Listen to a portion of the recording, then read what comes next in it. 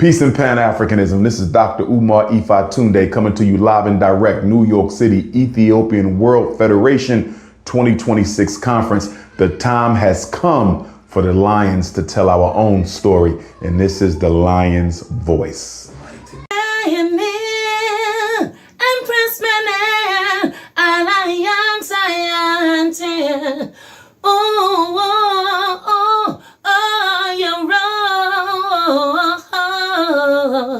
Universally unfold, be told, blessed love, this is Etege Aidama, and it's time for the lioness and the lions, for I voices and stories to be told. This is the lion's voice, Rastafari.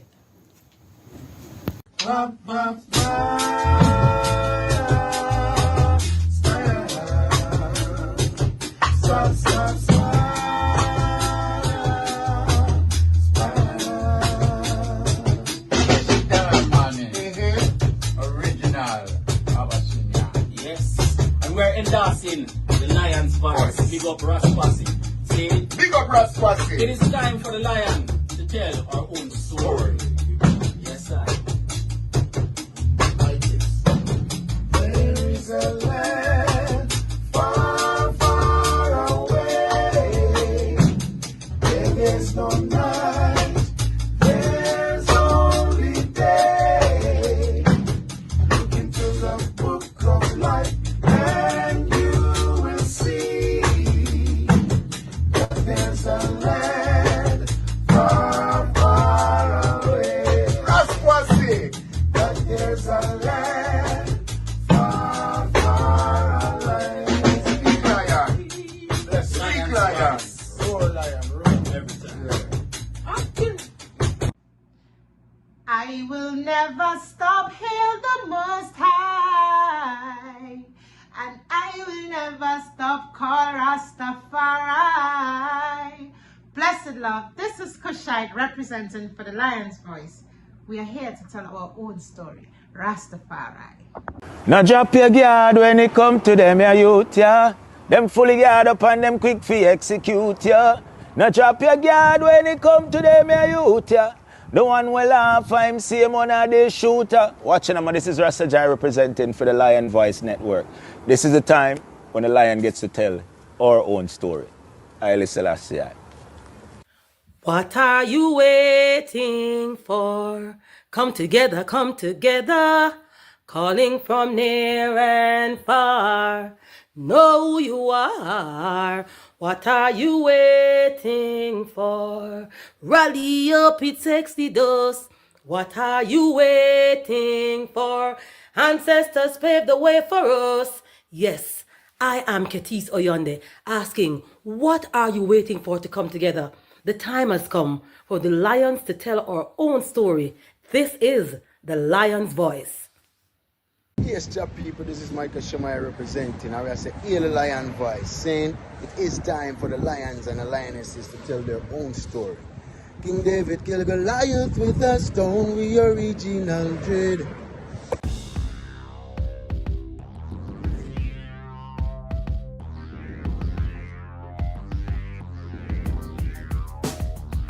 Well, Lion Voice, tell them that's the people first choice. Lion Voice, make the lioness them feel nice. Lion Voice, with the lion cubs we sacrifice. Lion Voice, got to show the people them the life. Lion Voice.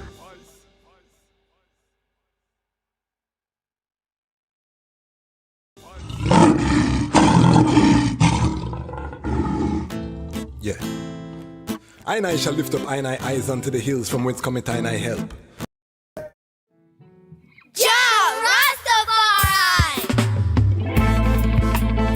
Them could never conquer the mountains. Thousands of years and counting. Ethiopia rise again unto the world. Now we are announcing. Them a plan for war, we a plan for peace. And now we see them wanna go dismantle the base. When the trumpet sound and the violence cease, how we say one go build up the cities. Well, them a plan for war, we a plan for peace. And now we see them wanna go dismantle the base. Rastafari crown as the Prince of Peace. Him tell the youths them fi build up them countries. Well, for unto us a son was born and a child was given, and the government shall be upon his shoulders, and his name shall be called the Wonderful Counselor, Everlasting Father, the Prince of Peace.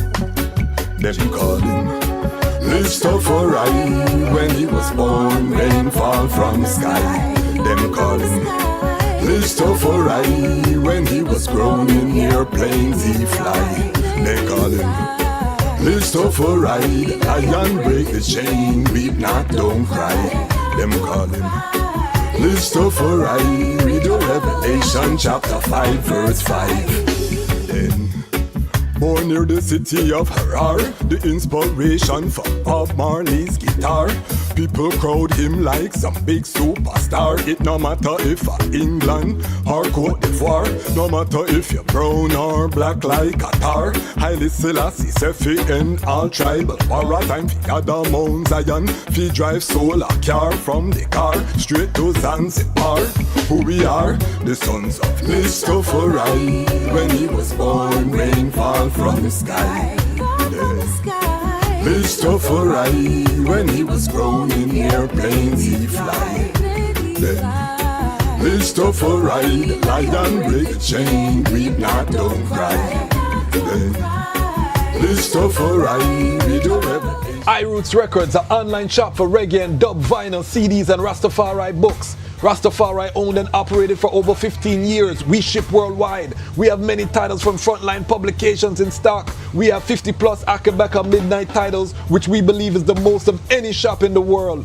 Special invite for the Lion Pride. Use code Lion's Voice and save 10% store-wide. If you spend $125 or more, the discount goes up to 15%. Visit us online at www.irootsrecords.com. The time has come. Orlando, Central Florida, are you ready? The African Culture School Incorporated and Heights of Life Music proudly presents the 4th annual Marcus Garvey Music Fest, Saturday, August 15th at Ras State in Claremont, Florida, featuring Lutan Fire, backed by Rhythm Rebel Band. Also performing live, Andy Heights, Ainike, Esau, One Journey, Javerse, Royal Chanter, Asafa Widimaya, and many more incredible artists. Vibes provided by Unity Sound, Rastek, Royal Ethiopian Sound, Jawise, and Blackfoot Movements. Hosted by Davini, but it's more than just music. Enjoy Community Entrepreneur Awards, Organic Seed Exchange, live art installation and auction, back to school giveaways, free health screenings. Come celebrate the legacy and vision of the Honorable Marcus Mosiah Garvey. Saturday, August 15th, sponsored by Branding 101, One Trust Home Loans, and Cypress Cove Marina and Resort. In the haunting echoes of violence against women in St. Anne, Jamaica, a mysterious vigilante emerges. For the Woman Painted Purple unfurls a gripping narrative of empowerment, retribution, and the pursuit of justice. Brenda and her group sisters bond together in therapy over their common struggles, but soon their group becomes the subject of an investigation. As the vigilante's actions escalate, the relentless detective, Officer Woodley, races to unmask the mystifying figure. For the Woman Painted Purple is a pulse-pounding tale that explores the boundaries of justice, revenge, and the fighting spirit.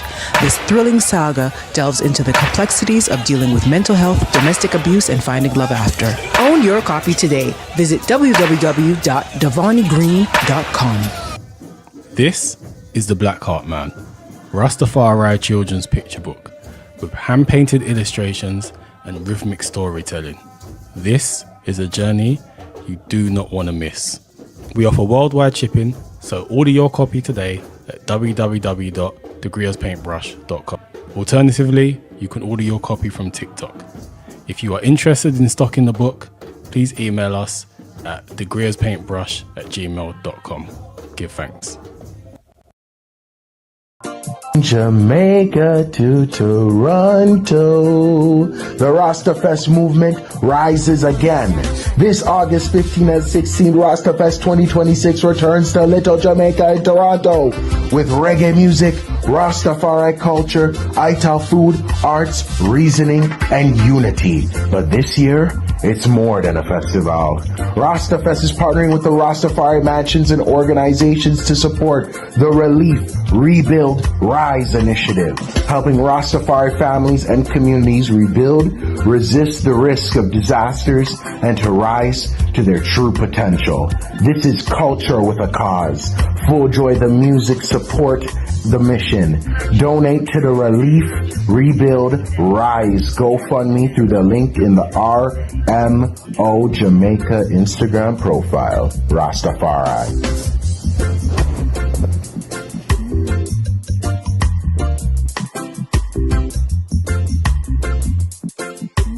Save the date. Join us on Sunday, August 9th, 2026 at 5 p.m. for the 25th annual fundraiser for the Shashamane Foundation at the Silver Spring Civic Center, Great Buffalo Hall in Silver Spring, Maryland.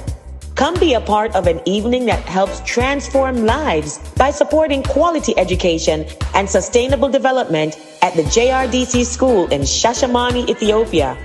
Your presence and generosity help empower children, strengthen communities, and build a brighter future. Can't attend? You can still make a difference by donating at shashamane.org or by scanning the event QR code. Mark your calendar, bring your family and friends, and let's build a lasting legacy together. We'll see you there. Rastafari TV and Sight Media are proud sponsors of the Shashamane Foundation.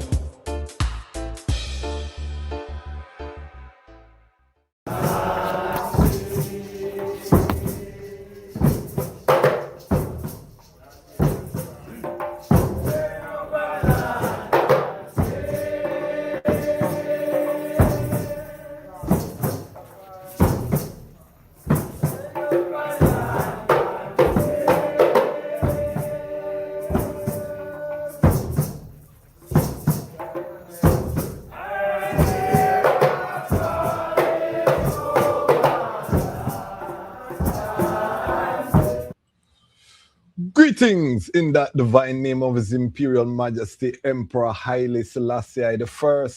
Glory and honor in the name of his chosen queen, Empress Waziri Menen. My name is Kwasi Bansu, aka the Chazmach Kwasi, aka Ras Kwasi, aka the Reading Ras, aka the Pan-African Happy Man. I'm a creative industry attorney, I'm an author, I'm an artist, I'm an actionist, and right now I am the host of Lion Voice Live. And it's Saturday morning on the East Coast, so we say Lion Voice Rise. Good afternoon to all of I African family. We are joined here together, sabbatical sip, once again, to have the reasonings that our community needs to have in this Armageddon Iowa. Don't bother feel like Rastafari was just going to sit down during the Armageddon and sing reggae music and not mobilize ourselves according to the mandate given by His Imperial Majesty, who specifically told Rastafari to organize and centralize, and some would add, and come as one. So we are doing that, and today's guest is a mighty guest, no stranger to our South Africa family. She's one of the pillars in the Rastafari community in South Africa. I've had the pleasure of meeting her both here in the United States and in Jamaica, and she's so active. And let me just big up Nana Faraika, who had a historic women's conference. I think that was the first time I met the sistren. Lot of powerful sistren from them time there who have been doing the work, and we are happy as Rastafari independent non-aligned media to be able to provide a platform where we can have the frontline workers address the global family. So you're not getting secondhand information unreliable. You hear say, no, we are going to where the work is being done, and we are talking to the workers, and we are giving that platform to get things done. So this is not just entertainment here. This is edutainment. We're entertaining, yes, but, or however, we are here documenting an uprising, a movement, unprecedented coming together. While Babylon prepares for war, I and I prepare to build, a new beginning. So we do give thanks for all of the ones who are watching live. Big up everyone watching on the replay. We have hit 80,000. We're working on a very special 80,000 subscriber episode. So get ready for that. One of Africa's biggest artists, exclusive here. We are bridging the gap like has never been done before in history. So if you're not a part, get off the fence and become a part of this movement. If you subscribe, you're part of the Lion Pride, So it's very easy, one of the easiest movements to join. All you have to do is click the subscribe button and you are part of the Lion Pride. And for the Lion Pride, there are levels. Yes, some people just click and they've done their part, but there are levels. If you want to be part of the engine that is driving the growth, you become a part of the Lion Pride on Patreon. And our Lion Pride on Patreon, I'm happy to say, has been growing. We're at 54 members. Those who have been watching the channel for some time know how long it took us to reach 50, how we struggled. When the story of this channel and the uprising is written, I want to make sure that we overstand the sacrifice that took place to make it happen. It hasn't been easy. It hasn't been simple, but we've been steady. We've been disciplined. We've been consistent. And that's what we want our young people to see, that you can fulfill the image, because we literally built this from just an idea, seated up and saying, we were going to do this work. And now look at us now. We're doing massive work across the earth. I want to also just announce our very first nominee for the August community works grant is Empress Janana out of the Atlanta Nyabing Girls. Ross Bruno, one of our Lion Pride on Patreon, has nominated her. Big up yourself. When you're a part of the Lion Pride on Patreon for 3 months, you have the ability to nominate a community worker anywhere in the diaspora, and the Lion Pride on Patreon will vote, and the winner will get $100 US. This is just the beginning. Remember, we're writing the chapters of this story, and this is the early chapter, so that $100 will grow as the platform grows. And our aim is just to bless that worker. If they go to the spa with the money, we're glad for them. They don't have to put the money to the works. Most of them have done that. We've had Mama G was our initial grantee, Maroon, Rastafari Maroon elder from Jamaica. Dr. Jazanai Kush was our second grantee, educator out of Florida. And this month we have our first nominee. So big up Empress Janana for being our nominee for August. We're building a community. That is the important thing that we are doing here. We know we have casual viewers who come in every now and then, and we give thanks, but I have to take this time in the early part of the episode and just talk to my Lion Pride, because we're building the platform for a cause and a purpose, and that is the building of Zion on earth. You know what I mean? We are documented, we are built, we are keep the focus steady upon it, because we see Babylon collapsing, and if we don't have an alternative, we too shall perish. And I never desired to be part of the careless Ethiopian. My elders used to tell me about how many careless Ethiopians are going to go down in a Babylon. I don't want to be part of that number. So we're doing the work. And INT is the accepted goal. you see that every now and then people come up in the comment section with a divisive kind of mentality, and I say just allow them, as long as they're not disrespectful and name calling, certain things we'll take them out. We have Roots, our moderator, has the authority to remove people, and I as well. But if they're being, they're just coming with a divisive, I say we allow them. Why?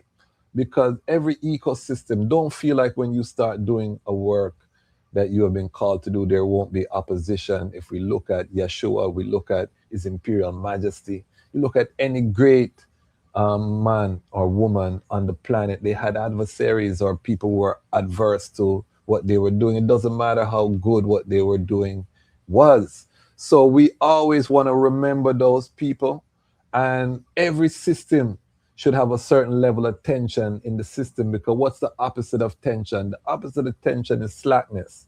So we don't want slackness. We don't want the system get slack. So you're always on your guard. You're always aware that these ones who come to destroy, come to divide are there. And if they want to talk, make them talk, because it provides information for us to see what they're meditating, how they're trying to implement their divide and rule. Because a lot of time they're being paid to do that, So the script, I always like to know what the script, the division script is. And I always say to ones, if you war against I, the Chasmach Kwasi, is a lonely war you're fighting on. Because I'm not paying no mind other than to know so you're dead. And I always build up with defense to make sure we can defend ourselves. You know what I mean? That is the thing. But in terms of engaging a one with back and forth, we don't have time for that, because we know that the aim is to distract from the work at hand. And the work is international Black repatriation, fundamental freedom and redemption. And so we learn the thing, And we have a guest today that's going to keep us on this topic. And she has been doing some powerful work, and we're going to hear her story and continue to rise. So big up all of the Lion Pride on Patreon family. Continue, consider joining our movement. It's a powerful movement.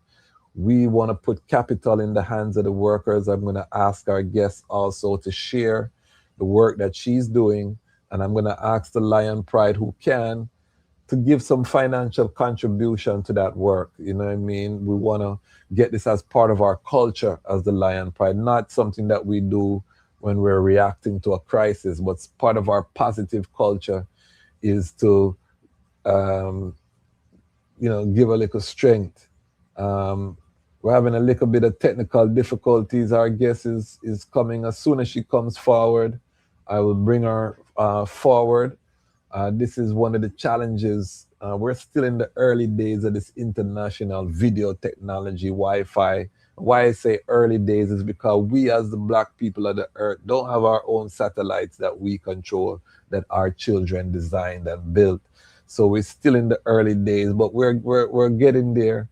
Big up all of the ones them who are working so that we can be sovereign. And to my global international family, we emphasize on Black people owning. It's not an attack against any other people. It's just the reality that, being naive and thinking that one love and everybody's going to be all right it's all nice. But when you don't own anything and people can dictate to the I, how much you eat, when you eat, that's not freedom and that's not liberation. So I have to seek I own redemption and liberation. And this channel, we're committed to that. Monday, Menelik II, Earth Strong. Monday, Marcus Garvey, Earth Strong. You know what I mean? So in response, we will be sharing. One moment. Hold on one moment. My guest is trying to reach me here.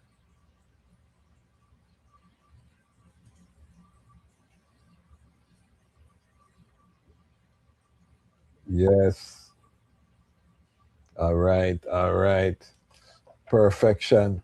So, you know what I mean? Monday, we will be releasing exclusive episode with the President General of the UNIA, Mr. Michael Duncan, already available for the Patreon and our YouTube members.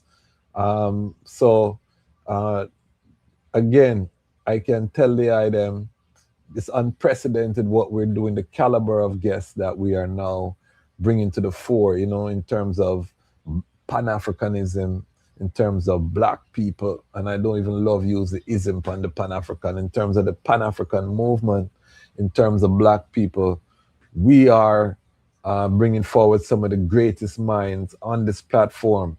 This Wednesday, this is Pan-African History Month, you know, remember me tell you, this Wednesday, we have the legendary scholar, Mr. Tony Browder, Anthony Browder, foremost specialist on Kemet. The man have archaeological digs in Kemet. He's going to be our guest. We're going to go deep into the Nile Valley civilization. So for all my intellectuals, my scholars, my Kemet people, you know what I mean? Get ready because Wednesday, Anthony Browder, legendary. And these are the caliber of guests that we want to have on this platform as Rastafari. I always reason, if you talk to any top Pan-Africanist, they're going to tell you about their encounter with Rastafari people and the Iriness and the Islanders. So we have to have a platform where we bring that, we host that experience on the internet, and we are building it here together. So for those who see the vision, big up. And we have all nations in our Lion Pride on Patreon. I'm proud of that. You know, European, all nation are there. So we do give thanks because they understand why it's important that we preserve, uplift, and protect the root of Rastafari.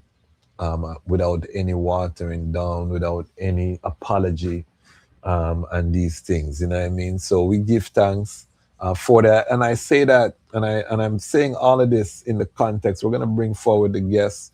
We're working on the technology. But I say that because in the comment section of one of the videos, we had one of our European Rastafari elders who said that Rastafari has nothing to do with African liberation. And I had to, you know what I mean? I had to pull up him socks in the comment section, you know, because that's so preposterous. And the reason is that, you know, and his argument, of course, is that Rastafari is ushering in a world under Christ, you know what I mean? The 12th tribe of Israel. All right. The problem with that is that it's not consistent with the levity of His Imperial Majesty. You know, the lived example, you know what I mean? The life, you know, the prophecy is not the whole story. The prophecy is just telling you what to look for, you know what I mean? But when you see the real authentic thing manifest now, you have to study what was the mission. African liberation was central. So this is what the danger is without platforms like this, and when you're just saying one love, and we'll get there. You know, that's the ultimate. When black people are free of the mental chains and the mental slavery, when we are healed, then we can lock arm in arm with all of our global family in truth and in righteousness. But until we are healed, you know what I mean, there are certain reasonings. It's just I and I can have that reasoning. There's certain platforms are just I and I need a platform there to reaffirm, you know what I mean? So that is what Lion Voice Network is. We are holding that niche, which is why it takes us so long to grow. We're a baby, not a baby, you know, I have to fix that up. We're a toddler when it comes on to, you know, content creation. I was reasoning with one of my good brethren who have a large major platform as well. And he was saying, you know, giving advice on how we are doing things. And I told the brethren, you know, a lot of things that we do here on the Lion Voice Network, I wouldn't advise a client of mine to do. But we do them here because we are creating a culture, a unique culture. When we have the long intro is because we are presenting our community. We are presenting our business owners, our entrepreneurs. We are encouraging that African marketplace. We are setting the tone for the reasoning, which is bigger than just a one reason. It's an ecosystem. That's what we're developing here. And we are, so when you see the ones that advertise with us, your job as a Lion Pride is to go, once a month, spend some money with them. Don't, because some of the items do send money to the channel, and we're grateful. Who are not Patreon, Action Lion Pride. We haven't talked about them in a while, but the item do.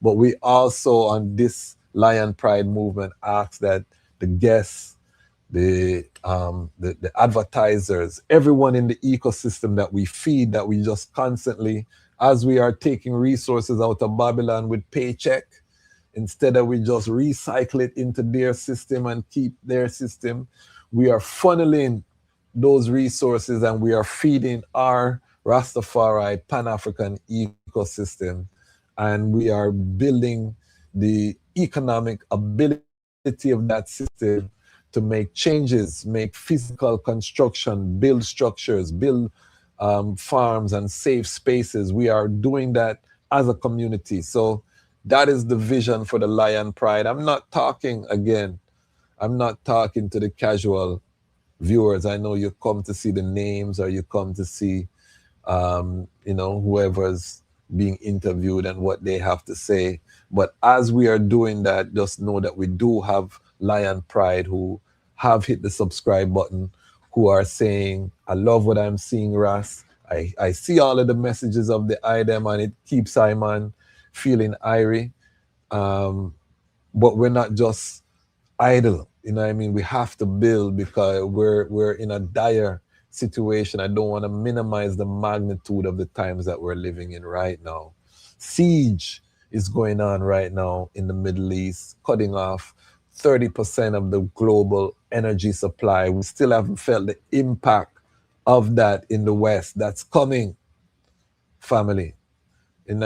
So as we're doing this, as we're preparing for a global energy crisis that is being engineered, and we have to ask ourselves, why is it being engineered?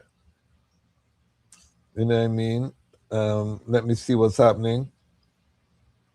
It's just not, it keeps kicking me out, saying intern studio, and then it doesn't go any further. Hold on 1 second.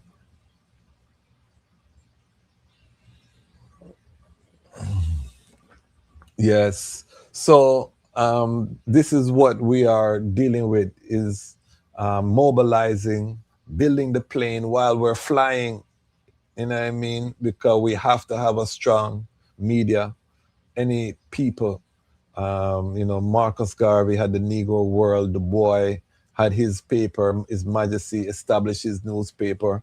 This is one of the key and critical parts of any movement, is having a robust, a strong media network. And you see here, we partner with other Rastafari media. We are part of a larger Rastafari media ecosystem here. And that's why I say, if you don't love I style, go and support one of the other platforms, or do both, because we have brethren here who are supporting multiple platforms, and that's the ideal, if we can all support wherever we can, because we support in a Babylon. We have Netflix, we have HBO, we have this, we have that, we have cable, we have cell phone bill, we have this, some people, them have them video game. So if we can do all of that, we can also take some capital and feed the ecosystem and the workers who we want to build the tomorrow that we want to see. And speaking of that, let me big up the Association of Rastafari Creatives. The virtual summer camp is done. Big up all of the artists who also came in and talked to the youth, the young people. Big up the educators that you saw here and those who didn't come. What a joy. I sat in on some of the classes, and I can tell you, I just feel so full. But at the same time, I say, wow, we really feel our youths that is a small cohort of youths that were there. But I'm saying, look how many Rastafari youths don't get this sip or a similar sip, where these youths are seeing Rastafari youths from around the world. They're interacting with top tier professional educators. They're thinking about tomorrow, what they're going to build. They gave their presentations of what they're going to build for the future for Rastafari. We'll be highlighting some of those here on the channel, so stay tuned for that, because it was recorded. Give thanks, technology. So we will be highlighting some of the youths once we get their parents' permission on the platform. But it was just such a joy to know, say, Rastafari creatives came together to demonstrate the unity for the youth them, and the youth them get to see that. I want to big up artists like Medicine. I want to big up artists like Highly Celestial. I want to big up artists like Batch. I want to big up artists like Jalifa, who came in and spent time with the youths, them watch their music video. And, so ARC, big up yourself, Association of Rastafari Creatives. We'll have a post-camp debrief on the channel soon. So stay tuned for that. But I just love the work, how Rastafari came together to do a work. And, Lion Voice Network, of course, is a sponsor of the virtual summer camp. We need more sponsorship in the future so we can pay the teachers. We're already talking about doing another camp, maybe a winter camp or something else. Chatter is there to see how we can keep these youths together and learning as we grow, and we can add on new youths. But we can't overestimate the power of Rastafari youth, seeing other Rastafari youths around the world and knowing that they're not alone. A lot of our young people go to school and they're the only Rastafari youth in the whole school. So that's very isolating. At that age, you just want to fit in. You just want to be what the majority are doing. So for the youth, them to come in and see other Rastafari youth, I tell you, empowering. So again, big up the Association of Rastafari Creatives. We are trying our best to get our guests into the room. She's trying, her technology has been kicking her out. As soon as she comes in, we will bring her forward. Our guest today is Mama Yaa Asantewaa, founder of the Afrikology Institute in South Africa. I'm going to see if we can play. She sent me some videos. I'm going to see if we can play some of those videos so we can see some of the works that she has been doing, because she has been very busy. She has been very busy. She has not been idle in her time in Mama Africa. So I really give thanks. Again, Monday, make sure you forward in. We are welcoming Mr. Michael Duncan to the platform. All right, hold on. I think we have. Right, let's see if we can welcome our guest. Royal blessings. Blessings, give thanks. We've been up and down with this Wi-Fi story, and we tried it and we tested it out.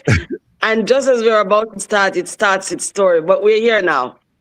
We're used to him. We call him Wi-Fi the guy. We're used to him. So we give thanks, and we're honored by your presence, Mama Yaa Asantewaa, one of our freedom fighters on the front line. Okay, you see Wi-Fi the guy?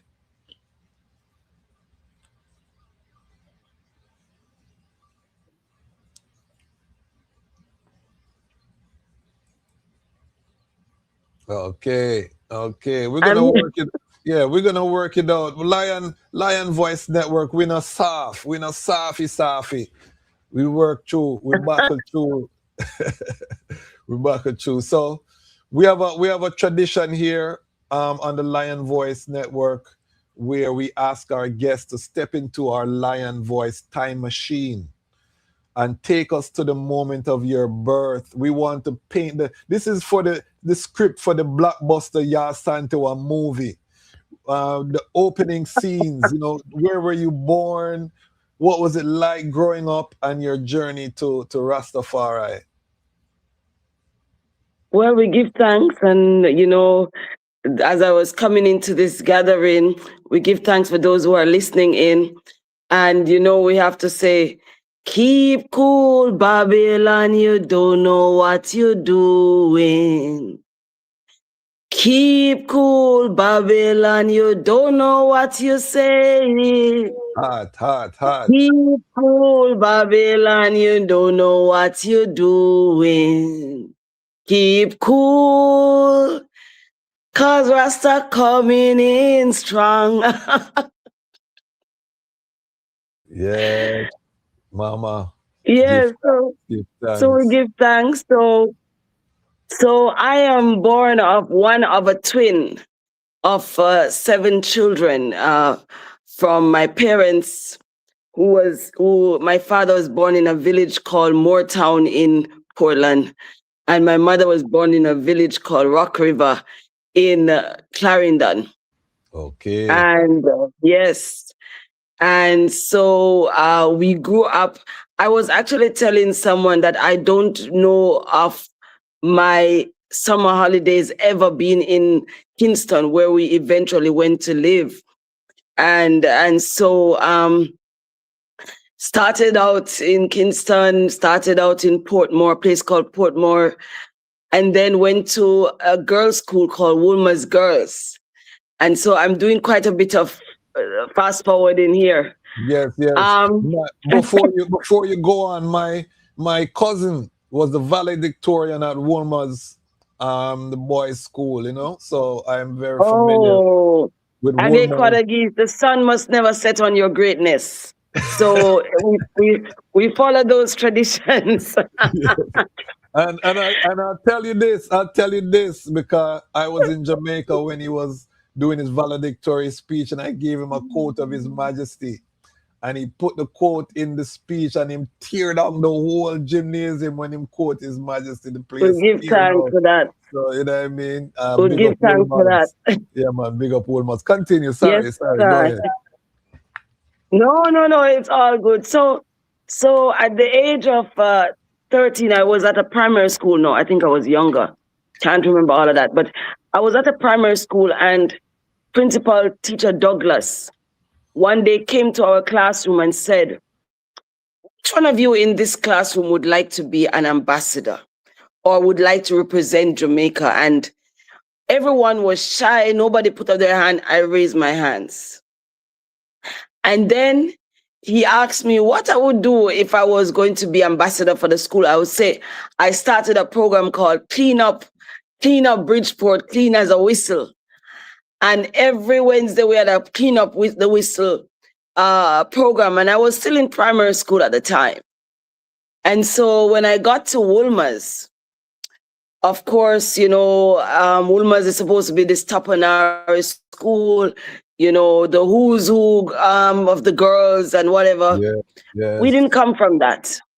We only had our brain. My sister and I both, we were in Woolmer's together. And then I got to 4th form. And in 4th form, I was asked to represent the class. And I was a class monitor. And one day, I looked outside of the classroom. It was just about to be break. And I saw a bubble man coming down the road. And it was the most beautiful thing to see. I ran across the road. Well, there's a rule. At Woolmer's, you go over the bridge, you never go on the road. Okay. And I went across and I said, Bobo man, where's the meeting? And he said, boy, princess. And I said, princess, you're calling me a princess? Hard. And by the time I reach across, brother, I'm telling you, by the time I reached Bella Cross, there was 4 teachers waiting for me. I got an instant suspension. And my mother and my father was called in, and who never called in, and I run after these dirty Rasta people, and Wow. yeah, my mother. I'd never seen my mother so distressed in her life, because here we are.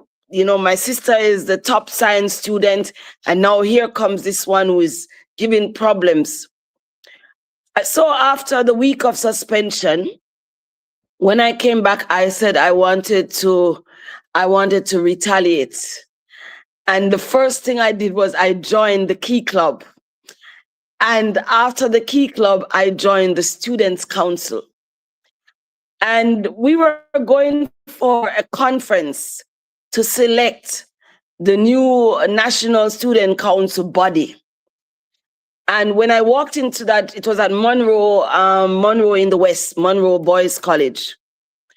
And when I walked into the school, they said, no, we have to caucus and get someone, you know, up front. But none of the girls had put their hands up. And I said, well, this is my way to redeem and to make my parents proud of me again. And after 37 years of the National Students' Council, I became the first female president of the National Councils. And then I gone on to become the first female vice president of the Caribbean Schools Council at the age of 17. And, you know, one of the things that I still remember and I'm very proud of was when the minister, Carlisle Dunkley at the time, called me into the Heroes Circle at his office. And I said to him, one of the things that needs to happen is that because of my position and because I don't have a father who can drive me up and down, I need a driver because I need to visit all the secondary schools across the islands. And I need a office space inside the building of education. And the minister just laughed. And he says, but you're taking this too serious. I said, well, I am the first female president of the council, so I need to leave something in mind. By the way, in the background of that, the Bobo would meet me down in Crossroads. Okay. When I take the bus. So after that, the Bobo said one day he was looking for me and I was in Crossroads. He said, no, on Thursdays him come to Crossroads to collect certain things for the broom at the market. So if I can come in on a Thursday afternoon, then him can give me some teachings and things. And that happened for about 4 or 5 months, where I was just asking the Bobo, why they call you the Black Heart Man? Why they calling Rasta dirty? And the first thing him tell me, say, you hear about Marcus Garvey, you hear about Emmanuel. So he was giving me these teachings as a young woman. And the first thing he said to me, that one thing my father never allowed, because we were Seventh-day Adventists, he never allowed us to have any press hair and thing. So my hair was always natural, always in a cane row or something, you know. And he says, you know why you're a princess? Because you keep yourself natural. And that became the journey. Okay. And I was selected by the American Chamber of Commerce to go and meet Ronald Reagan as one of the top young leaders in the Caribbean. We were 7 of us that was sent to Washington, D.C. Wow. And we did not know that at that time, you know, when we got into the White House, I mean, we went straight into the Oval Office. And at the age of, I was just turning 17, the last part of 17. And then we were all told that we were going to be given bursaries to go and study in America. And we were, you know, crisscrossing the country as young leaders. We went to a plant called Honeywell. We were in Chicago. We were brought to Arizona. We were brought to Philadelphia. So that whole summer, we were on this youth program that was taking us across. At the end of the program, we were given the seal of the United States of America. But I remember when they told me which university I was accepted for, it was the University of Minnesota in St. Paul, something. But when I walked into that university, I knew I couldn't stay there. And I asked the bursar, I said, is there no other universities in the world that I could go except to come into this one? And they looked at me shocked because I walked in there and I was like, what is going on in this place? I saw all those, what you call it, these birds, the gargoyles on the buildings. Okay. And trust me, my heart couldn't deal with it. And the dorm that we were gonna sleep in, there is a gargoyle, 2 gargoyle on the front entrance like this. And every day I was sad and I said, no, let me go back to Jamaica. Let me go back. And they said, no, you have to follow the bursary. And then they called me up and they told me that there's a bursary to study applied linguistics in Denmark. And I didn't know where or what was Denmark, but on the spot, I said yes. And so my parents thought I was studying in America, but I ended up doing Denmark. And so in Denmark, I walked again into the frying pot because I was the only Black student in applied linguistics and Scandinavian studies for 4 years. And I always tell the story that I remember when I came off, I went to go and see family in London after 2 years. And I remember just being so amazed that there were so much Black people in London because I had not been seeing any. You know, I was not in Copenhagen. I was in a place called Aarhus in the upper part, the northern part of Denmark. And I was speaking fluent Danish, French, German, and I was a third in the class to attain it's like, I don't know if it's cum laude, but I was the first to study Scandinavian history because I really wanted to understand these people, and I took it seriously. Who are these Scandinavians, you know? Wow. And again, while I was there, hold on a second. Stick a pin. So, do you remember all of those languages today? Well, it doesn't stop there. Okay. It doesn't stop there. It doesn't stop there. So, mind for language. Yes. I found that out. Yes. And so I was in the library one day, Russ, and a young woman came with a book about Egyptians. And when I looked at the book, I was asking her, why are these Egyptians Black? And she said to me, she's studying Egyptology, and didn't I know that Egyptians are African people and they are Black people? And my brain just couldn't deal with it. The whole winter, I went into overdrive studying. And then I called the Bobo that started to teach me about Africa and about, back to Africa. And my journey began right there in that library when I was 18 years old. At 1920, I graduated and went to the Liverpool University to study social sciences. And after some struggles, went back home to Jamaica and had to go and do some work. And I landed up in St. Anne's, where I was working as the VIP concierge for a company called Siboney Resort. And while I was only there for about 9 months, the boss at the time said, because you speak all these languages, we're sending you to Japan.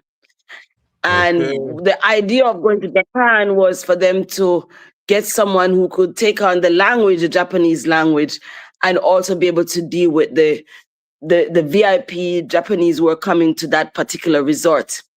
So I ended up living in Japan for 13 months on the intensive language program.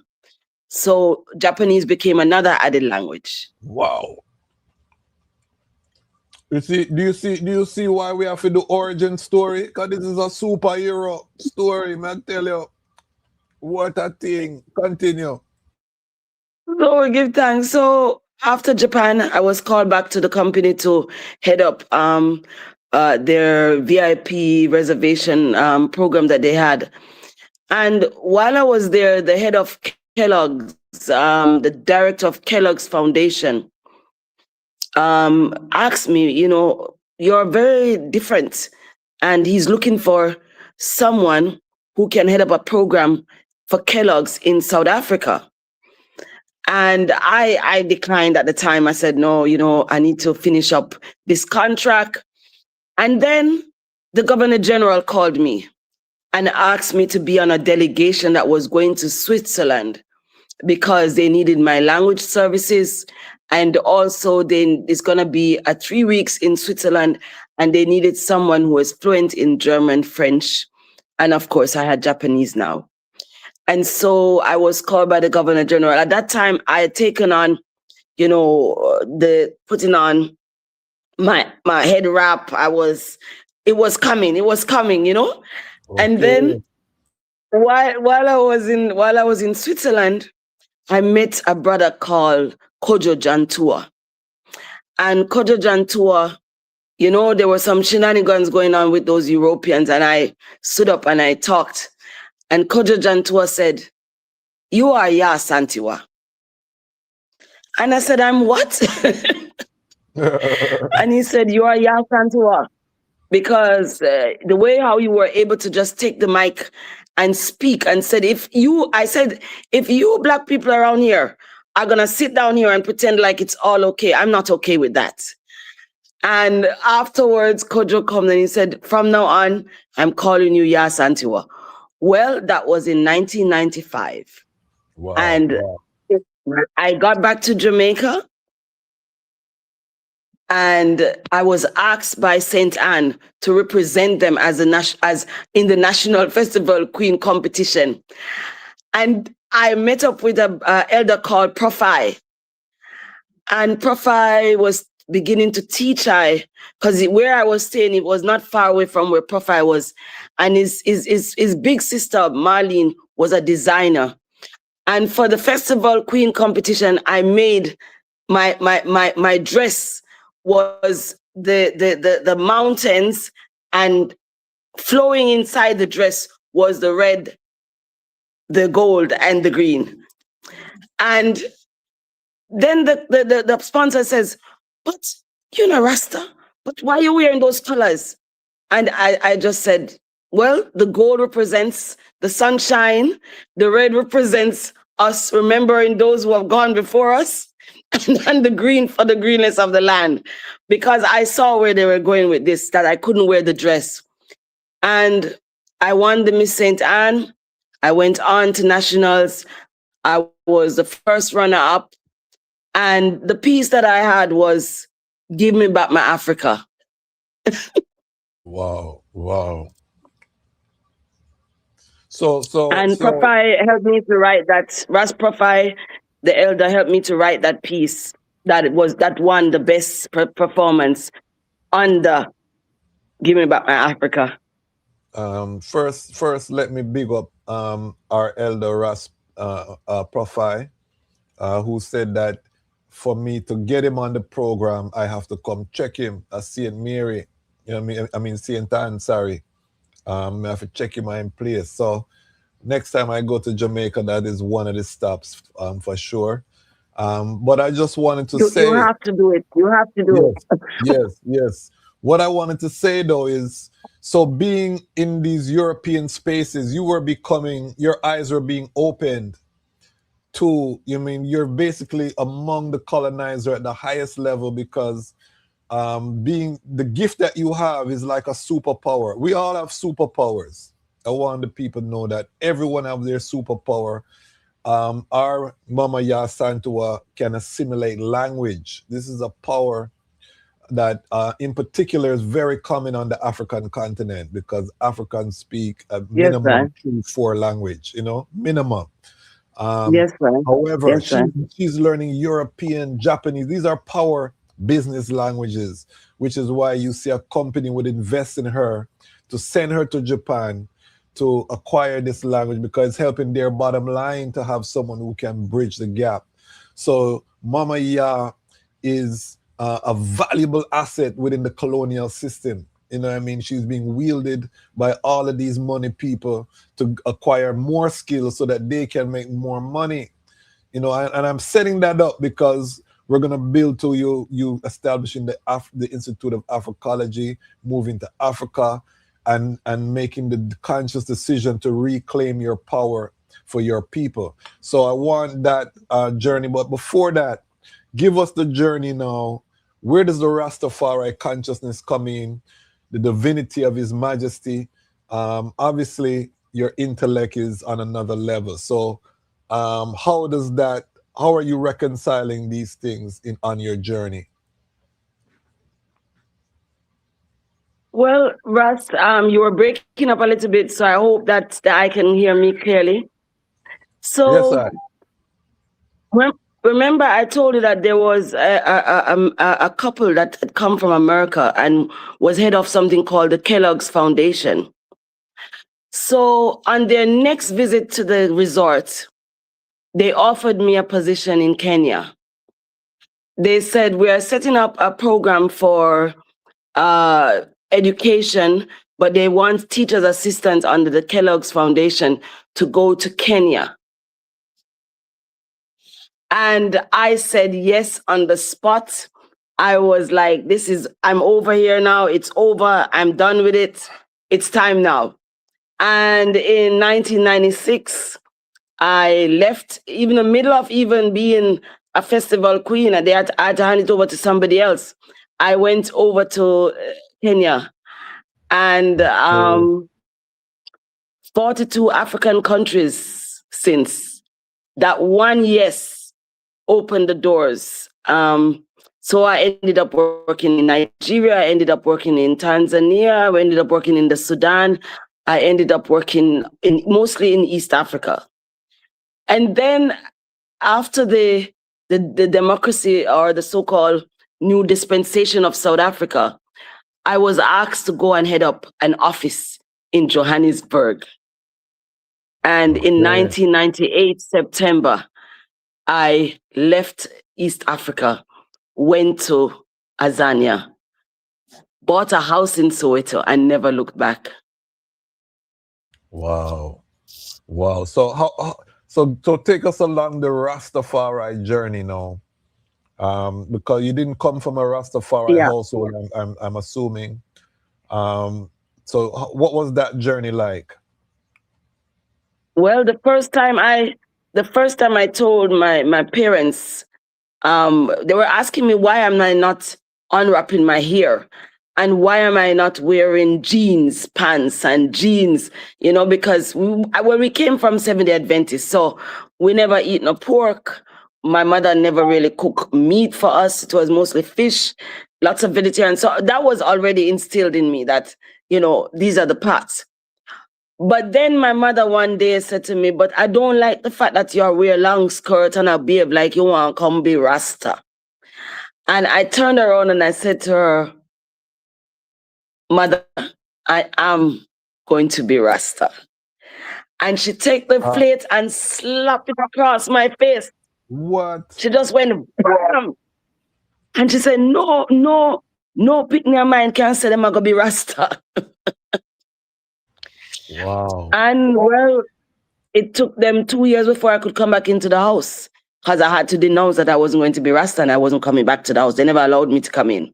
So my twin sister depressed because why I can't just tell them and pretend say I'm a Rasta and we're not doing this and things. So when the call came for me to go to Kenya, it was my free rights to now begin to search earnestly for the Majesty. Yeah. So it came gradually because imagine in a place called a Siboney resort, a very high level resort, you're dealing with Rasta, but you still have to serve these people. So this was my out. This was my chance. Like, yes, let me get out of here. And I never, in fact, before I left Jamaica, people say it was silly of me. I sold my apartment. I closed my bank accounts because I knew once I got on the continent, I was never going to return, not in a permanent way. Wow. What a story. What a history. Yes, sir. How does the I, and I like to ask this question because it helps us to see the diversity within the unity. How does the I cite the divinity of His Majesty? And I know every Rastafari person you ask will have a different answer, but I love to just hear the thought process, especially of our elders, and especially because we have a lot of young people that wrestle with the central core of what it means to be Rastafari. So how did the I cite, and what was that light bulb moment for the I along your journey that allowed you to say, okay, him, you know what I mean, I'm gonna follow Yeah. and serve. Yes. Well, this is why I really love the works of Marcus Garvey, because I happen to have gotten the book Philosophy and Opinions from Mother Samad, who was running the Garvey program in Kingston. And she gave me a pin and the copy of Philosophies and Opinion. And when I started to dig, look to the east for the coming of a black king. And the whole thing about God and, this white pope and all of that. For me, it was that one thing that says, look to the east for the coming of the black king. And immediately I started searching and I started reading and I started going in. And I would get to gatherings, while I was in Jamaica, I'd go to our 12 tribe. It never really feel like me. I would go to Bobo, never really feel like. But when I went to the Bingi, that's when I started saying, yes, this feel like the work. This feel like where I need to put my, my lineage in the Naya Bingi order. And when even my youth, they asked me, why you would ever become a Rasta? What happened? And I said, well, first, it is without a doubt an inborn concept. Yes. I am of the firm belief that everyone in every family, there is one child that has a divine lineage for that family. And now when I look forward and look at, the different stories that I've been told about my birth, about, my grandmother one day saying to my mother, you see this one, this is going to be our problem child. And at the time, I think she was seeing something that it just looked like I wasn't normal. And I think that inborn is not something you can force upon yourself. It's something that you have to gradually, it's something that pulls you. So I always explain to ones and ones that, and at the time, the liberty felt right. Yes. The liberty was clear. The work that was needed to be done was not ambiguous. Yes. The people you were speaking to were speaking in one voice. Okay. You never have rich Rasta. You never have, musician wear big Rasta, where, and this Rasta, and everyone you met, it was a one voice Rasta. Okay. So that for me was another pull, because under that, overstanding, you really feel like you belong to a family, to a movement. So that was what really kept me going. And then when I came to South Africa, and I found that in Azania, I found Rastas. And immediately when I found the Rastas in South Africa, in Soweto, I was like, we have to have a school. We have to have a Muslim school. And we had elders coming in from exile and ones. And every Saturday at my yard, we would have in the garage, we'd have a No Africa program, because at the time, many South Africans didn't know the rest of Africa. Okay. So Ras, it's an inborn concept. And I firmly believe that even as we speak today, there are ones and ones who are being pulled towards the teachings what is making me really worried is that Rasta is now becoming an hierarchy. And we never knew so that there was this hierarchy. The only hierarchy was His Imperial Majesty and Her Imperial Majesty. That was the only hierarchy you had to be a part, put your face towards, So deeper, I'm a little bit worried about that, Rasta. Yeah, go deeper into the hierarchy in terms of, you mean class system? What, explain that a little bit deeper, the hierarchy. You're talking about social class, economic class. How you see it forming? Yes, or what's Rasta. the danger? What's the danger? Yes, Rasta. I see, over the what is it now? It's going to 30-something years in Azania and 35 years on the continent. You used to sit as a Rasta and you come to the gatherings and, we would all check in with one-on-one. Who want a lift? Who want a drive? Who need a lift? So, say the numbers will be there when the fire key lights, Yes. And eventually now, one day we're going to a gathering and I see, all the races with car, including myself. We just pass the races them where they on foot. And I'm saying, what? So this is where we are going now? And so me stop every minute, I'm going to pick up. And once I said, boy, you can't pick up everybody. And I'm saying, but we're going to the same gathering and we're going to chant together. But on the road, we can't bring them with I.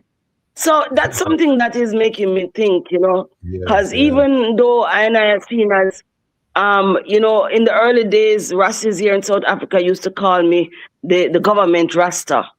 Yes. Because I don't know if I know that there was a point where I had to travel with President Thabo Mbeki to Jamaica when he was receiving the Kingston, when he was receiving the keys of the city.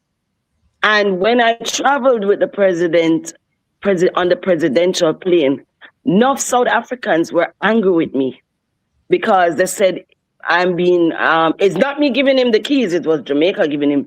But at the time, I was doing so much work on the ground that I was being noticed.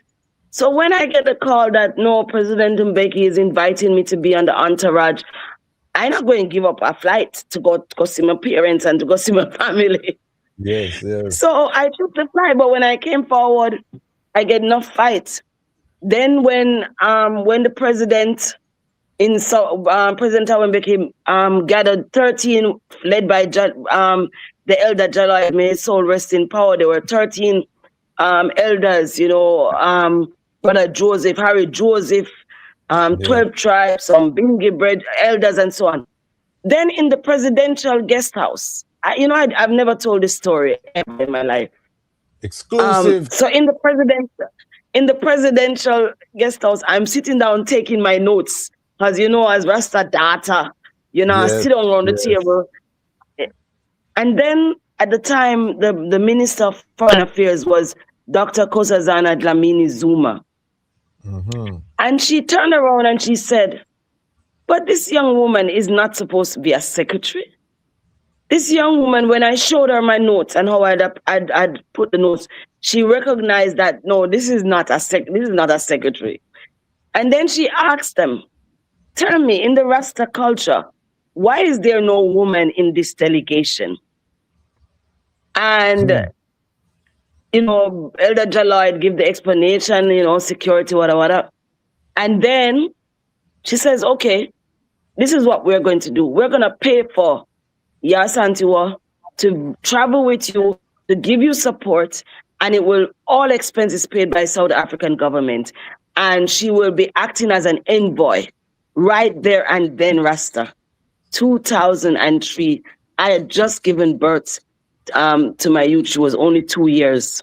Okay. And I had to really contemplate and say, Jah, how I can do this. And then I go forward, I reasoned and everything. And then, the woman was taking care of it. She said, no, it's 2 weeks. We met the president of Mozambique, Chisano. We met Premier Meles Zenawi, the vice president of Libya. the president of Tanzania, we were able, President Thabo Mbeki had sent Rasta on a delegation to go and talk about reparation, repatriation, and a bank for reparations. Okay. And we came with the letter and we handed those letters to everyone. But it went well. As you would have heard, Elder Jalloyd made his transition in Ethiopia. Yes. So, people were scattering, and I came forward. I gave the reports to Dr. Nkosazana Dlamini Zuma. And again, I was called up in Rasta Council because who are you? You are not even South African. Why are you getting so much benefits? So I took a sabbatical from being on the front and went to lecture at the University of South Africa, where I was asked to set up the Center for African Renaissance. And unbeknownst to me, being in that, I was being sent to go and get President Aristide in Central African Republic so that he could come and work as a fellow in the Center for African Renaissance. What a history. What a history. I give thanks. I don't know why I'm being asked to give it now, but I really have never sat down and given this. So that's where the work of Afrikology began. Okay. And I want, for those watching live, this is a treat. This is exclusive. This is why we made this platform, because I was saying to myself, I was attracted as a university student to Rastafari because of the reasoning. You know what I mean? We would seat up with elders and go into geopolitics, prophecy, and it was high frequency, high intellectual reasoning. And I'm here going about my life, seeing my youth, and I'm not seeing that on the internet. You know, I'm seeing mix up, I'm seeing all kind of thing where don't have nothing to do with the mission.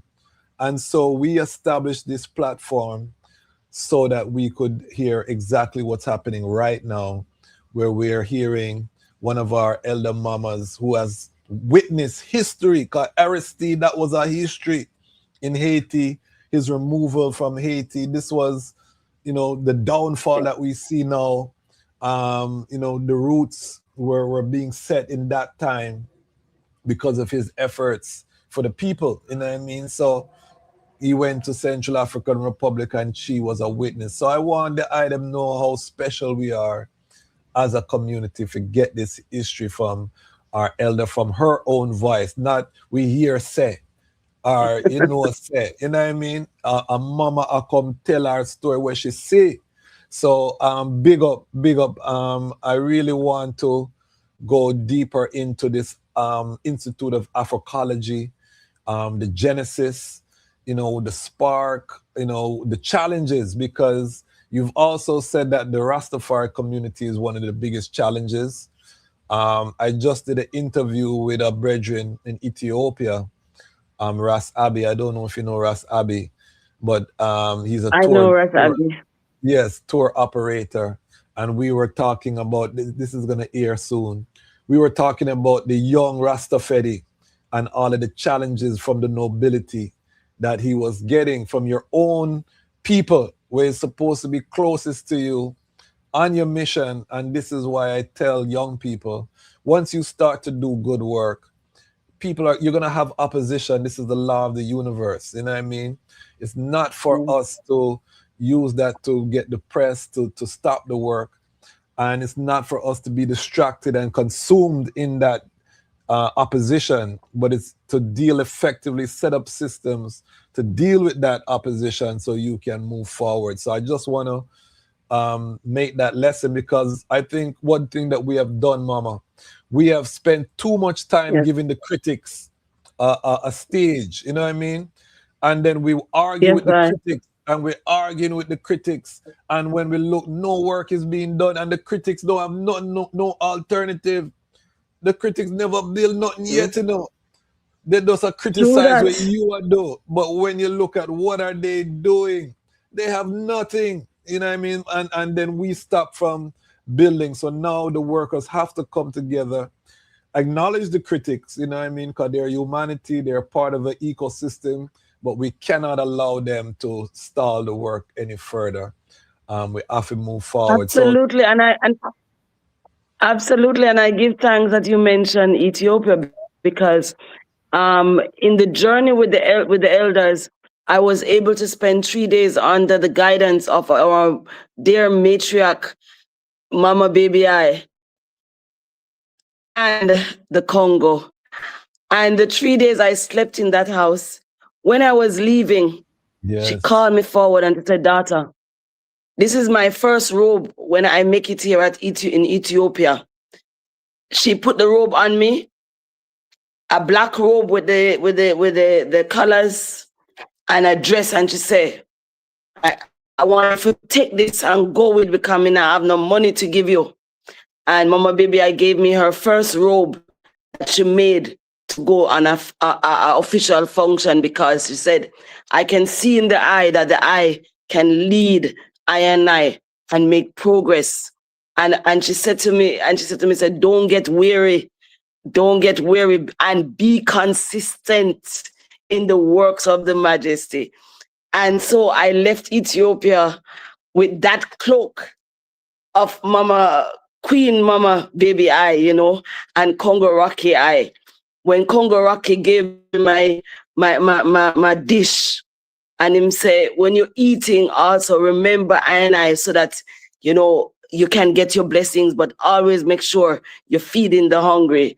And that was my blessing from the elders. And I came forward to Azania with that kind of blessing. So I'm feeling a little emotional, because it's a long time I don't hear anyone talk about those ancient matriarchs and patriarchs. That was one of my crowning moments in the movement, going to Shashamane, meeting Bongo Rocky, Mama Baby I. Bongo Rupi was around them time there too. Elder Negos was around them time. Yeah, I met Bongo Rupi. Yes, Elder Negos was around them time there too. And that was one of the joys, and the royal dignity. I was chatting with my good brethren, and his queen had on pants, and Mama Baby, I greet her at the gate and just said, sister, and nice her up and bring a thing for wrap around her waist, So she put on her, and the way Mama Baby, I so scale and make her feel so royal, you could see the appreciative love that the sister had, that she never judge her and say, we have on pants, Mama Baby just sweet her up so nice, and she felt like a princess that, her head held high going into the Nyabingi space. And I said, what? These are not regular Asians, these are real ambassadors. Yeah. And, we are blessed to have them. I have a picture with Bongo Rocky, you know what I mean? Legends, these are legends, and our great ancestors, Mama Baby I, Bongo Rocky, so many legendary elders. And if you look at the video of His Majesty visit to Jamaica, Bongo Rocky is one of the Rastas that was at the airport, Tik Congo, you know what I mean, Bongo Rocky there. So what a joy. All right, so Institute of Afrikology now. Give us the origin of the Institute of Afrikology and its mission and its vision. Well, we give thanks for that. So remember, I was telling you that in Soweto we were doing the No Africa program, and one of these elders who was doing the program with me was an elder who was in Liverpool at the time, who was exiled because he was a Secretary General of the Black Consciousness Movement under Steve Bantu Biko. And so his name, Ntate Coker, started an organization to include I, the few of us who were still coming to South Africa.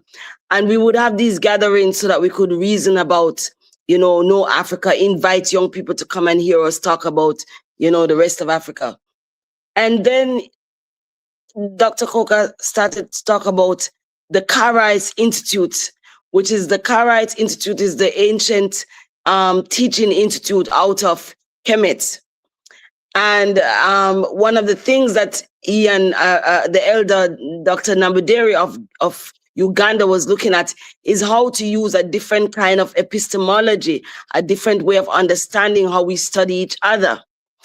Now, they were very clear that Molefe Asante had started this conversation himself and the Cornel West of the world around Afrikology with a C, Africology. Now, Dr. Dambaderi in the Marcus Garvey University in Uganda came to do a sabbatical as a fellow in the center. And there we sat with him as an assistant researcher. And he wanted me to work on propagating the African terminology of Afrikology, which was Afrikology, the logical study of Africa by Africans, for Africans. And then we had to put together, the rationale for it. The rationale was that no longer every group of people must have a way of studying themselves, not for other people's inquiry, but for their own inquiry. And so I felt that this was the journey. And I went to the Marcus Garvey University in Uganda, spent some time developing the epistemology with him. Then when we were finished, we had 3 things that must be done. 1, the curriculum. 2, the promulgation of it as a study. And thirdly, setting up an institute. And, life happens. You're a mother, you are the queen. You have to get things going. So it was about the hustle of getting the salary and all of that. But when Ntate Coker made his transition, one of the things that what the family did was to come to me and say that Ntate Coker felt that it is only Asantewaa who understands what we need to do with this essence of Afrikology. And in his will, he handed over all of his writings, every single writings, to me.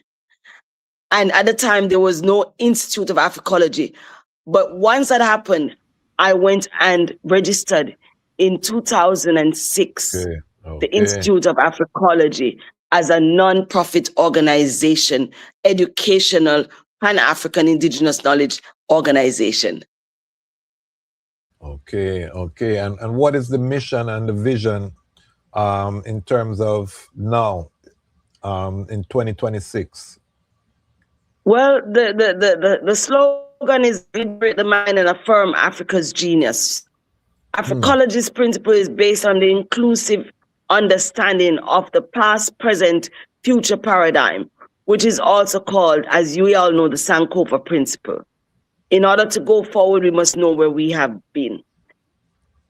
Since that time until now, Afrikology has established itself in universities across South Africa as an additional study for social science students, psychology students.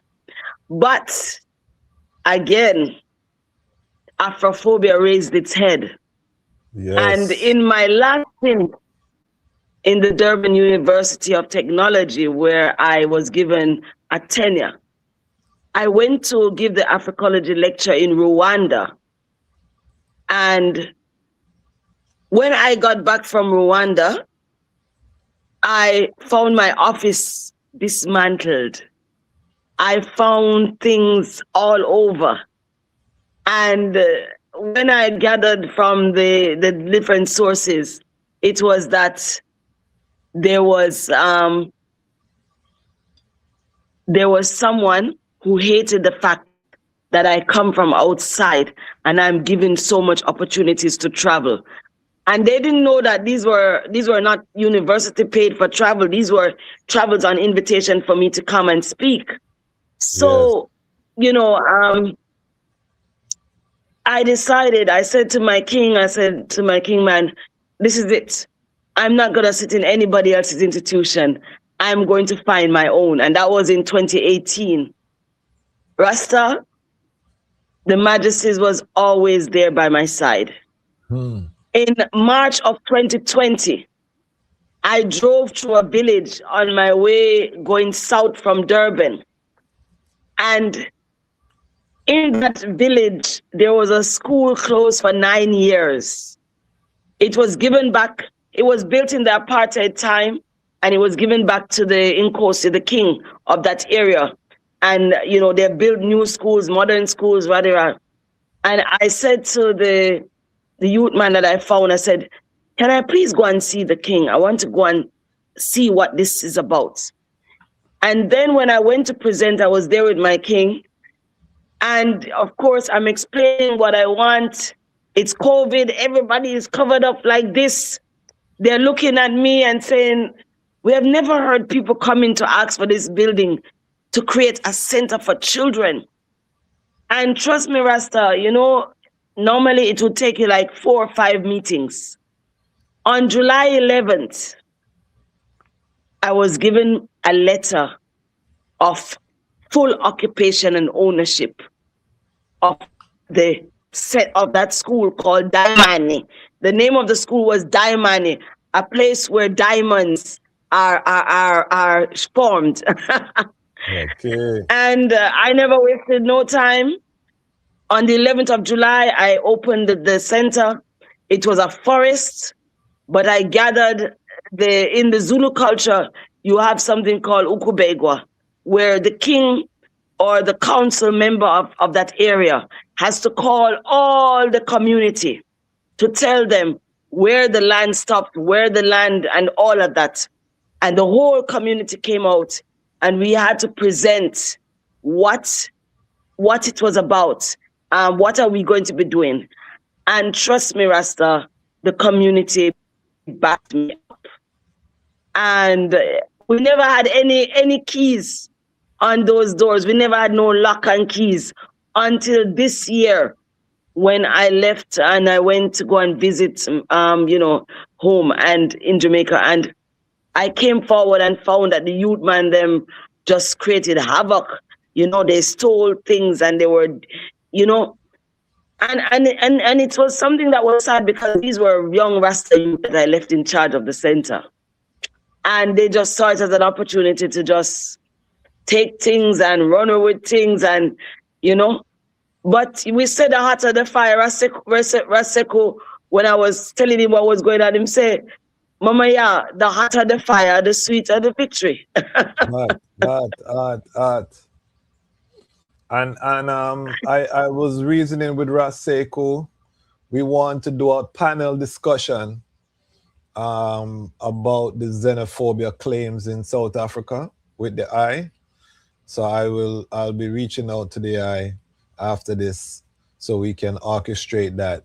We had our part 1, but we want to have a part 2 because it's a continuing issue, which brings us to the topic of today that I wanted to talk about, which is this topic. We chant repatriation is a must.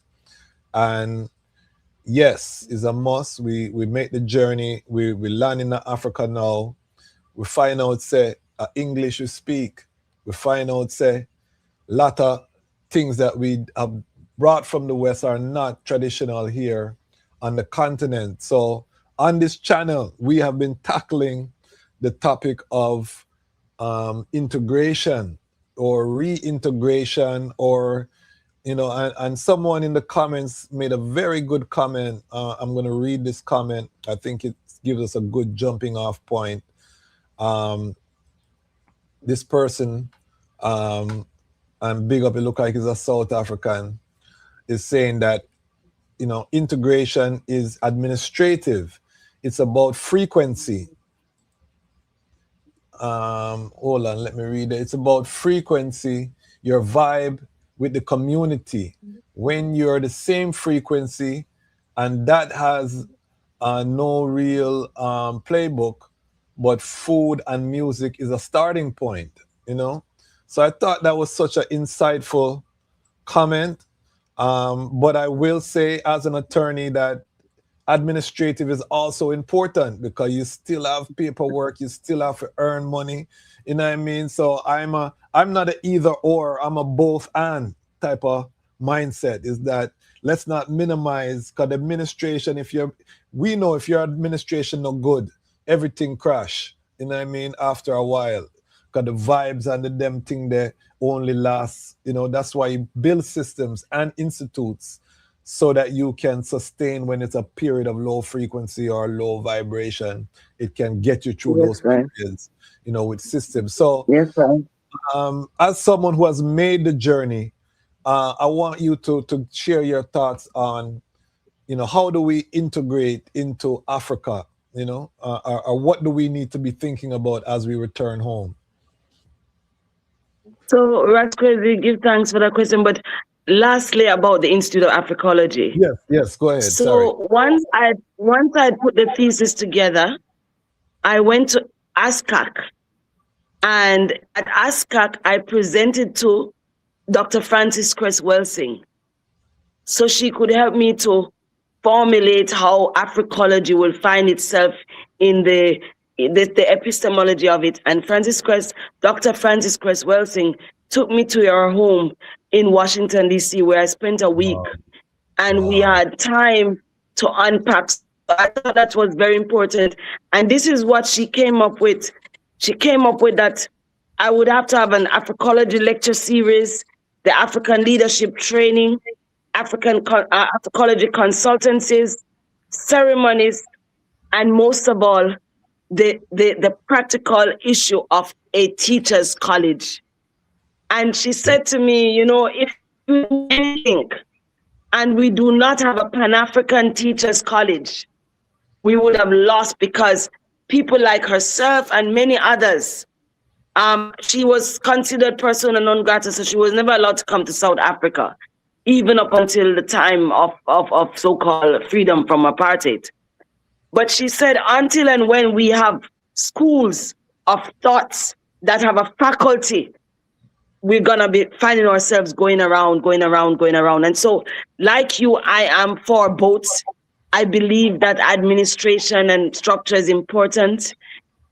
You know, coming to your question, one of the things that I have felt, and I've said it strongly to ones who have come here, I have never experienced xenophobia like that. I've always tried to do one thing: learn the language, learn the nuances, humble myself to the corrections. I didn't make Rasta become the thing that, oh, me a Rasta, so me higher than you, you know?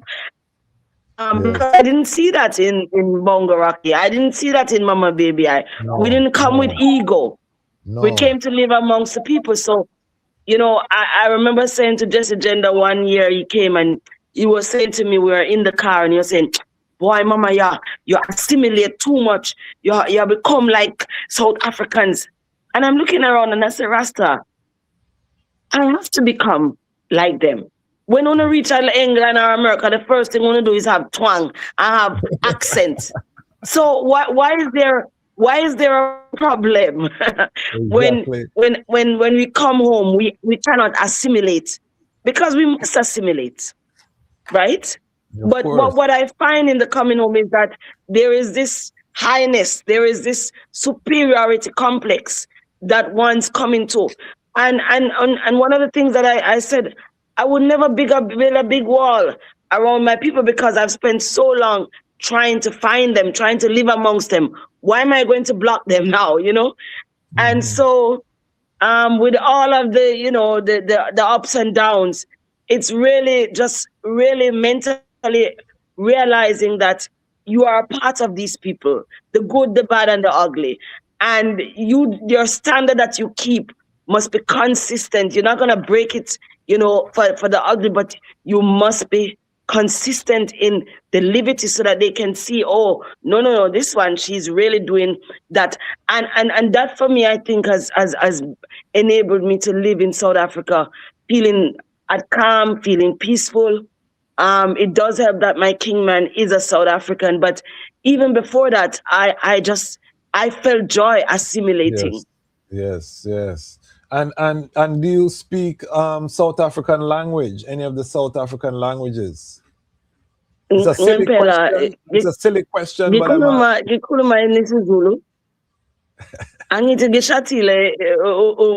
so there's no way out. So how many of the local languages do you speak? Yeah, how many local languages do you speak? Well, it's one thing you must know about the languages, indigenous languages. You're constantly learning. I mean, Okay. I'm constantly learning new words. You know, my king is always reminding me, you don't say it this way, you say it that way, because sometimes the patois wants to come in. You know, the English, the those other things. So it's Zulu, Sesotho, and Kiswahili. Wow. And I think that's one of the keys that we as Rastafari have to instill is the language. That was one of the things when I went to Shashamane, you know, some of the elders there did not know any of the language. And same thing in Ghana, you know, you would meet ones who have been there 30 years and don't speak the local language, you know. And I think that's a great mistake. In terms of just Very the big. way that we Very think, big. because language is so fundamental. Because even when I try to say one and two word, and you can see people appreciate love that you even give the effort, because it shows a humility that you're able to be vulnerable and to make a mistake in front of another adult, and it endears you to people, you know, that they see you making that effort. So we have to thing. And the other thing I think every Rastafari should learn Amharic, you know, so that we can understand or overstand His Majesty straight from His Majesty mouth. So that's something I'm committing myself. I need to learn Amharinya, you know what I mean? But multiple languages, and this is also a way to keep your brain sharp, you know. That's how you get rid of Alzheimer's and these brain sickness. You know, learning the language help to keep your brain synapses firing, because you're giving your brain challenges, you know what I mean? So it's a very good thing as you age. Language is culture. Yes, and language is culture. So very true. So what are some of the mistakes? You know, I touch on not learning the language. What are some of the mistakes that I and I make when we return home that could be avoided? Because we're in a period now that we're going to see an increase. As the West gets harder, we're going to see a lot more people coming home. And we want to arm them with good practices to increase the chance that they are successful. So what are some of the challenges to avoid, or mistakes that you would share?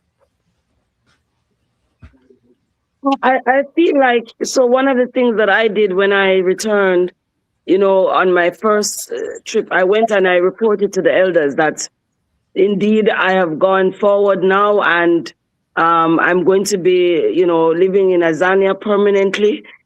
And it wasn't no hush hush, you know, just to make sure that you also get the blessing. So yes, one of the things that I'm finding now is that ones are just coming in quietly. They don't want people to know that they're coming in, and they don't want to report to anyone. And that, for me, I feel is a loss, because yes, you have your money, yes, you can do what you want, but I mean, you're coming from a long line of being lost out there. So somebody must be able to say, okay, this one has made their return. Yes. The next one that is really something that I've seen, especially amongst the races from Europe, you know, when they come here, of course, they have the strength, they have a lot of things. Immediately they get pivoted, you know, because money somehow pivots you. And if you can't keep that consistency, after a while, you know, then, you know, the youth them cannot sit through it and say, well, it's just a money thing. And a lot of ones that have had to run away, go back to the West because of how they couldn't keep up the consistency. Yes. Then the third one is the humility, you know, being willing to learn doesn't take away from your Rastafari practices. I come from a family that, in the family that I'm married into, they have to slaughter their meat, they have to do their things, and I am the only what they call the Makoti of the family. I'm the only married woman in my husband's siblings. So there's a lot that is required from me. But I'm not going to scorn up my face and say things like, no, with humility and respect. I find ways and say, okay, they want me to do this, but what I normally do is always travel with another sister who is on that side of things. And I would say to the sister, you will be my co-pilot on this one because, I can't take meat. I'm not going to take this. I'm not. And humbly respectful of the rules and the laws. Yes. And I'm saying that we can't come in having lost ourselves for 500 years and believe that we're going to right the wrong amongst people who never left. And I say this with a lot of emphasis, Rasta, because I said the same thing that was done to us was done to them. Yes. And when we think about Rasta, when we think about, and I tell the story to the children, this is how I explain it. I said, there is Ras Kwesi. He's sent his daughter to get water. When the daughter go get the water, after hours, she don't come back. He sends the son and say, your sister's gone for water. We can't find her. She hasn't come back. He sends the son get captured. After he sends the son, he says to the uncles, no, go, because he's looking out to see when they are going to return. Yes. None of his children, he cannot tell you whether they went east, west, or north. So I ask the question every time when I see, ones and ones from the West trying to behave like their trauma is the most painful. What about those who are still searching until this day? What about that elder, that man, Elder Kwesi, who is still looking in his soul? What happened to my child? And he's sitting amongst his oppressors and he does not have an answer. So the trauma cannot be whose trauma is bigger than whose. And when we come in here, we say, because we left, we say we were stolen or you sell me. But there's a trauma that is underlining, and Rasta taught us to be loving, to be kind, to be empathetic. And that is the way that I've been able to live and crisscross.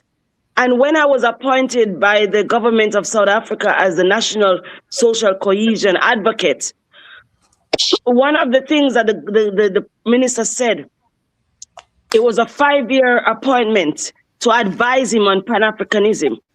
And he said one of the things why he chose was that he felt that from all of his travels, Rastas were the only true Pan-Africanists that he has found. And he asked me not to lose that essence of social cohesion in this country. So I wouldn't have been given that honor if you were not doing the work on the ground. And somebody had to nominate you. Somebody had to say, can you consider so and so? And this appointment made me travel the whole of South Africa, made me travel the grounds of South Africa, the valleys of South Africa, pushing the agenda with Pan-Africanism, understanding the hungry must be fed, the sick must be taken care of, those glorious creed that were given to I. Yes, I. So that the other mistake I think that not just I Rastas, but in general, is that when I come in amongst the people, we want to sell the West. We can't be bothered with carrying water. Those days are over. But you want to come back to Africa. And if you want to show them a different solution, then do it with love, but show them that you also understand because you are also carrying water. I live in a village and we could probably afford to put in a big borehole. But I told my king, I said, no, we must have the same challenges like the community so that they don't take us away from solving, that Unguza Saba of collective responsibility.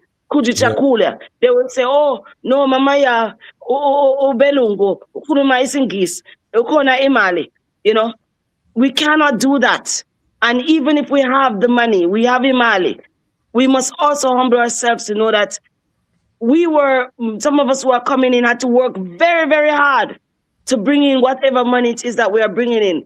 So I think those are some very bad habits that we took from the West, and then we come here and show it. And the last one, and why I'm happy for this program, is talk about the challenge of repatriation.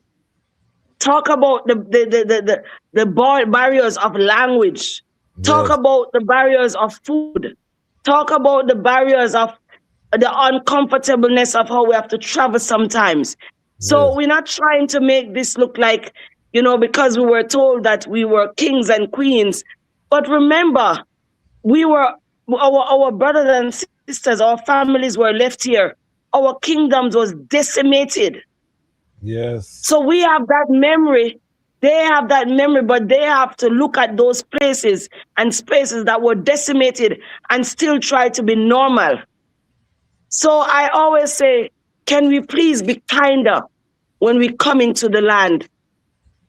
And some of them will fear us because, again, they think that we have the ways of the white man, the European. Some of them will come close to us because they think by coming close to us, they will be exposed to the European ways. But we also need to be humble enough to get them to endear themselves to us. And it's a lot of work that we have to do because we are the ones who was forcefully dislocated. So we have to give more patience, more love, and more understanding to the people that we come to renew ourselves with. Well said, well said. Family, if you're watching live, we have Mama Yaa Asantewaa, founder, executive director of the Institute of Afrikology in South Africa. She speaks every language that you can think of, and she is. I'm interested in so much questions. This is part one. We're gonna have Mama Yaa Asantewaa forward a few times because there's so much. This is just an overview of the topic. So I want before we seal up, bird's eye view. How are you seeing this whole issue of the claims of xenophobia in South Africa, the turning of aggression to immigrants, and we had a panel, and one of the concerns was crime, people committing crimes coming into the country, so I know that there are some legitimate concerns by South Africans. We don't want to minimize that, but how do you see this issue? Because South Africa has a developed infrastructure. People are coming in to look for work naturally. That's a human characteristic. How do we deal with this part of the Pan-African struggle where we're opening borders and borders are being crossed? How do you see the current situation? Well, my first response is going to be embarrassed. Okay. My second response is going to be, I've lived in this country. I've been in the back streets. And I do know that there's something called a third force in this country. Yes. I also know that for a very long time, they've wanted to balkanize South Africa into a little Europe. I also do know that this narrative started in December 31st, 1968, where a newspaper ad came out in the papers that said all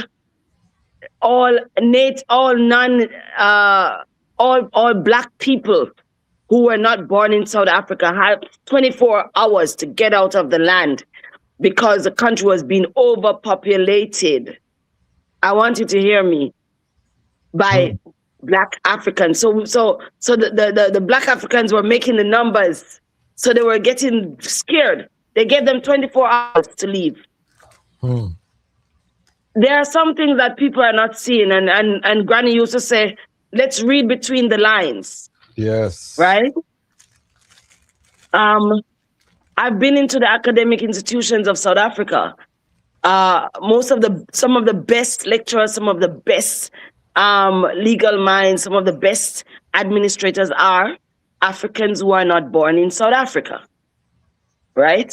Some of the best informal traders, because South Africa has something called a grant system where everybody born in South Africa gets grants, some kind of grants. When migrants come here, they don't get grants, right? And in fact, because of not getting grant, their hustle becomes more intense because, of course, they have to survive, right? Yes. So this story of crime, all right, I was lucky to go and to work in the social cohesion work that I had to do. I had to interface with the criminal justice system by going into the correctional services and listening to young women and men. And poverty is the crime. Poverty and inequality is the crime, right? And I'm like you, I'm not going to dumb down the issue that there is a serious crime, but poverty and inequality in Azania, in this so-called South Africa, is a crime, and it faces you every angle. When you get up you get to Cape Town and you come off the plane in your privileged self, the minute you get out of the plane, Rasta, you'll see it's just all these shacks all the way as you get into Cape Town. And so, we always have to go after the low-hanging fruits. In every country, you go after those people who seem to be the problem. And I think that is what drove this march on march. I personally do not believe that I think the language of xenophobia is a made-up narrative, a language that was fed. History is taken out of the school books in South Africa. So there is always that amnesia that is now being forced on our children to not remember. And then lastly, we said it in 2015 that it was Afrophobia. And it was another narrative of these Africans are becoming more, where they are becoming more than us, right? Again, that narrative was fed from a third force, right? And we have to push back. Someone asked me when this march and march was coming, Mama Yaa, do you still want to have a Pan-African center in a village? Are you not? I said, I will make sure we have more Pan-African centers, because this forced amnesia of African solidarity is something that no European people in this land wants to see, because it's always going to be about the numbers. It's always going to be about the numbers and the money. When I talk about the numbers, I also talk about the third force and their sponsorship, because the belly politics and greed is real. It's a rare characteristic in this country, and it's not surpassing any of us. The belly politics and the greed, it sits as a character, and I can say it without fear or favor, by most South Africans and those who have naturalized into this culture. And those are the things that we have to get our people to understand. But I think the Pan-African work is not lost. I think those who came out, it was a chance to vent frustration, because the government has been very wishy-washy over the years. The government has been very tongue-in-cheek about, the position about migrants. And we see South Africans are all over the continent. White South Africans are by the numbers in the Congo. White South Africans are by the numbers in the Cameroon. They're all over in Ghana. They're going into Nigeria. So the migrant story needs to be, we need to read between the lines and stop reacting to what is just in front of us. And that's how I've handled it. I've been in a lot of closed door meetings about this. I have met with the leaders of the March and March. I have spoken to them. They know me very well, and I have said I will never be an advocate for the Berlin Conference. So whatever happens, we will never accept the Berlin Conference borders, ever. Mightyful, mightyful. And finally, I want to, as a Chief Pan-Africanist, get your assessment of the AES, Burkina Faso, Mali, Niger, which, it kind of reinvigorated, I think, that Pan-African spirit in the young people of the continent. The youngest world leader, I think, Ibrahim Traore, has become an iconic figure. But on the ground in South Africa, what's your assessment of AES? And if you had a chance to reason with the leadership, what would you advise them at this hour? Well, it's like I've been saying, look for me in the whirlwind. We have to believe as African people that those who have come before us could not have just left us. We have to believe that justice must be had. We must use the word solidarity and justice in the same breath, right? And there's no time frame or timeline for this justice to be done. And I believe that Ibrahim Traore, born 7 days after the assassination of Sankara, is a part of a manifestation that only Africans can get what this is about. I believe just yesterday, the Southern African countries just closed up their integration conference, where the talk about integration and migration and stronger solidarity. It was here in Durban just now for 3 days. All the 14 SADC countries gathered. I believe that the Sahel region is forcing all the regions to rethink. And I believe, with all of my thinking and with all of my observation, that Ibrahim Traore is a necessary push for young people to realize that their time has come. Kinako, as they say in South Africa, Kinako, it is now. And I believe that we have been asking for justice. We have been asking for truths and rights. Those bingies cannot have been in vain. Those drummings cannot have been in vain. Those, chants and reasoning cannot have been in vain. Justice is coming, and it is now. It is for us to remember what we chanted for. It is for us to remember what we reasoned on. It is for us to remember the works that was done so that I can be in this forum to be able to reinvigorate ourselves. So we see the works of the Majesty in Ibrahim Traore. We see the works of Sankara in Ibrahim Traore. We see Marcus Garvey in Ibrahim Traore. We see Stokely Carmichael. We see Toussaint Louverture. So when we have been shouting all this time, 500 years, a long time to be shouting and not getting any comeback. So I am saying to Africans, let us open our hands and say justice is being served. And let us be the ones, when that justice is coming, we are found not wanting, but found ready to implement. It's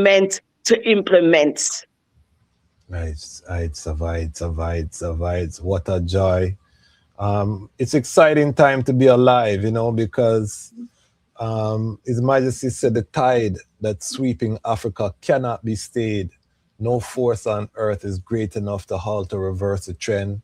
Its march is as relentless and inexorable as the passage of time. And we literally now are seeing, the West has done everything that they could to dismantle Pan-African unity. Every dollar that has been spent, and yet still, you know what I mean? It marches on, it continues to manifest itself. So I give thanks for the work that the I is doing, and I think I agree as a Howard University alumni. I have to agree with Dr. Francis Cress Welsing and the importance of establishing teachers' colleges. I think that's brilliant. This is the work, family.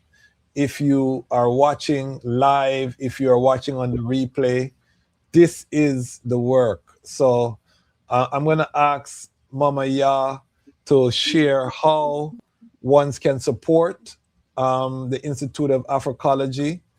Let me bring up the website here. So there is a website. Please just let ones know how they can support the Institute of Afrikology, and then we'll open for your seal up sound to the global family. Yes. So as you know, we're a Pan-African center. We don't get funding from government. We are also very selective about who funds the institute, and you understand why. But you know, we're really open to for ones and ones to come and visit the center, to be there to help us with the building, because we're trying to get some rounds, some rendezvous where people can come and stay for a while. We really want some infrastructure challenge. Right now, we're looking for a new gate for the center, because one of the trucks came in and destroyed the gates. So we're trying to get fundraising going for a new gate to be put up for the center. The agricultural project is going. There are so many things, but you are willing. I'm willing to make people have my number under the Lion Voice, and my email address. If you can make it, if you can distribute it to the viewers and to the family, we're also open to that. Yeah, whatever you want to share, just send it to me on WhatsApp, and then I will put it in the description of this video, because most people will watch the replay of this video. Okay. So I'll put it in the description, and then people can just go to the description, send Mama Yaa Asantewaa an email, or and then make the inquiry in terms of how the item can support. But we're asking the global family to support. These are the institutions that we're talking about when we talk about feeding the ecosystem of what we want to see. If we are not happy with the current status quo, we have to fund our own liberation. War is not fought without economics. There's no war that is fought without economics. And so we have to. And it takes away from the dignity. It takes away from our dignity as founders of these institutions to be constantly taking a begging bowl. And then you have people say, look at the Jews, look at the Muslims, look at how they get, and we're not getting it. We're using everybody's example, but we never see their leaders going out and having a begging bowl. We've never seen their heads of institutions going out and begging. They have systems in place. And that was one of the things that I said, for a woman, for a queen to always be going out and saying, can you give me $100? Can you give me? It takes away from the dignity. Yes. And I have just stopped trying to be in that place. Whosoever can and understand the work and know that we're doing it openly. I know that people are talking about people have been stealing funds, but I always say, would you rather other people to steal your money than an African? I mean, stop making that an excuse. We have a board. We're compliant. The other day when the tax institution sent us our public benefit number, we are now considered a public benefit organization, because for the last 6 years, we have been hosting the boys circle with orphan boys, and we have done 800 boys that are orphans going out into the world. We take them just before they're going out to instill some principles. Next week, we are gathering the girls to do the exact same things. And we have been doing this for the last 6 years at the Pan-African Center. So I'm here so that we can ease up on the eye having to do that. So I will ask for the eye. And that's another reason that we built this platform, is so that we can direct capital to the work that, you know, the workers and the institutions that need it. And my vision with this, you know, we just crossed 80,000 subscribers. My vision is that we would have 50,000 members of the Lion Pride would send $10 to the Institute of Afrikology. And Mama Yaa Asantewaa called I and said, Ras, I look in the account and I see 500,000 US in the account, give thanks. That is my vision, you know? So I'm asking, and I'm going to keep working until we see it, you know? I'm not going to ease up the fire. We're gonna build that teachers' college. We're gonna build a teachers' college, because we cannot let this information and all these archives that I have not be handed over in a structured and a formal, accredited manner. And yep, let it come. But we're not gonna stop and wait for it. You know that, Russ. No. And this is it. It's a both and. So the work never stops. And the building of this media infrastructure, because we've never had Rastafari media architecture, you know, built intentionally. We have one platform here and there, but now we have a collective of Rastafari independent media. Lion Voice Network is one of them, you know, one of the leading platforms now. But we now have an opportunity to gather the audience, because I'm a firm believer that collective security with the crowdfunding, every mickle make a muckle, and one every mickle make a muckle. You know what I mean? Yeah, because we don't have the wagga money. That's the disadvantage. We didn't inherit.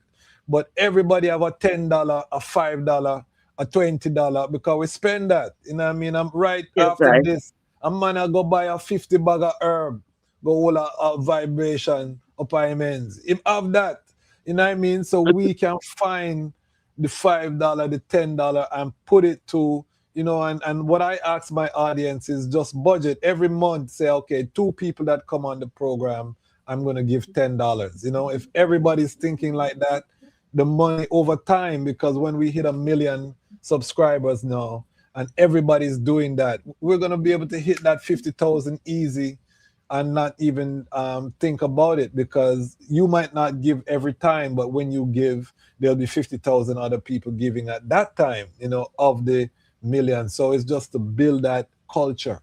And this is why every episode I say the same thing. And we are growing, you know, and people are listening, because I do have members who do consistently give to guests and to, you know, guests call me and say, yes, go ahead.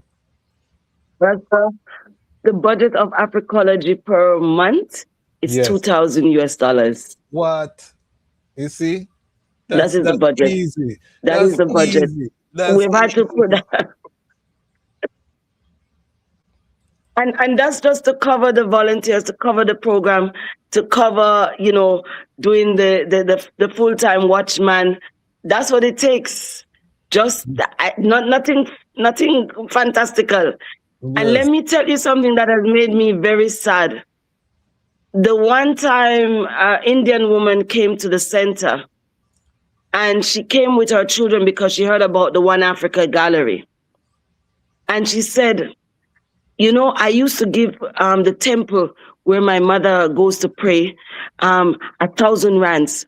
But after coming to Afrikology, every month I'm going to give 500 to my mother for her Hindu temple and 500 to Afrikology. And I cried. Because I never knew someone to say, for Afrikology, we are going to go and fundraise to make sure. It was an Indian woman who came in, and what she saw shook her. because she saw that her children were looking at the map of Africa and they were taken by the things that I'd put on the map. And she's done that consistently for the last 2 years. Wow. An Indian And woman. I'm telling you, and I'm yet to think, you know, now and again, ones will reach out to me and then they'll say things and, you know, it never comes. But it would be my biggest pride to know that Rastafari is respected because that's the other thing, Rasta. You know, they know that we belong to a big family. They know that we belong to a movement. So why is Mama Yaa now coming to beg government for a motor vehicle when Rastafari is all over the world? Why is she coming to? You get what I'm saying, Ras? No, definitely. And so it's a big part of the dignity that we're not defending. We have to defend the Majesty's dignity. If truly we are a movement, we have to make sure that everyone who is doing the righteous work, everyone who is upholding the standards of the creed, everyone who is promulgating the life and times of His Imperial Majesty and Her Imperial Majesty, once we find them worthy, we must make sure their dignity is kept. And that is what I'm fighting for right now, Rasta, that I have to go and do the begging bowl and be told that the resources are scarce. So you can't be coming with Pan-African work and asking while we are trying to feed. You know what I mean? And I just ask that those who are listening, you know, we become more conscious and consistent in the dignity work of those of us who are on the front line.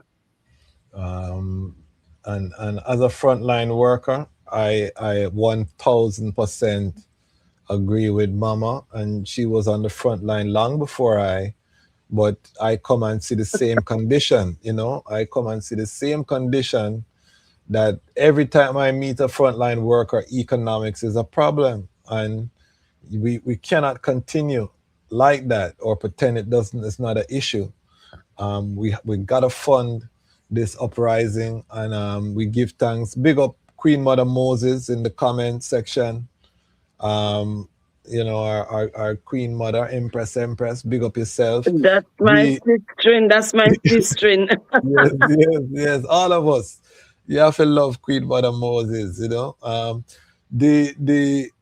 I always say, Rasta, I always say that, you know, they laughing, Babylon is laughing at us because they say, look how much time we're talking about we own ganja. Look how much ganja we're pushing. But we can't show for nothing.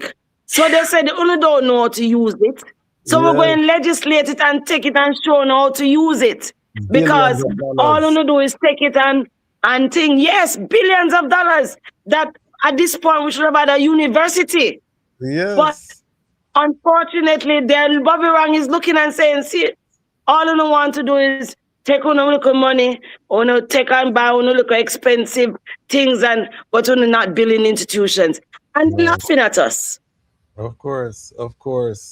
But what I say, as I say, we have spent decades allowing the critics, the naysayers among us to dismantle the work and to become stumbling blocks. Some of them are paid, you know, to do that work too. We can't be naive. That's right.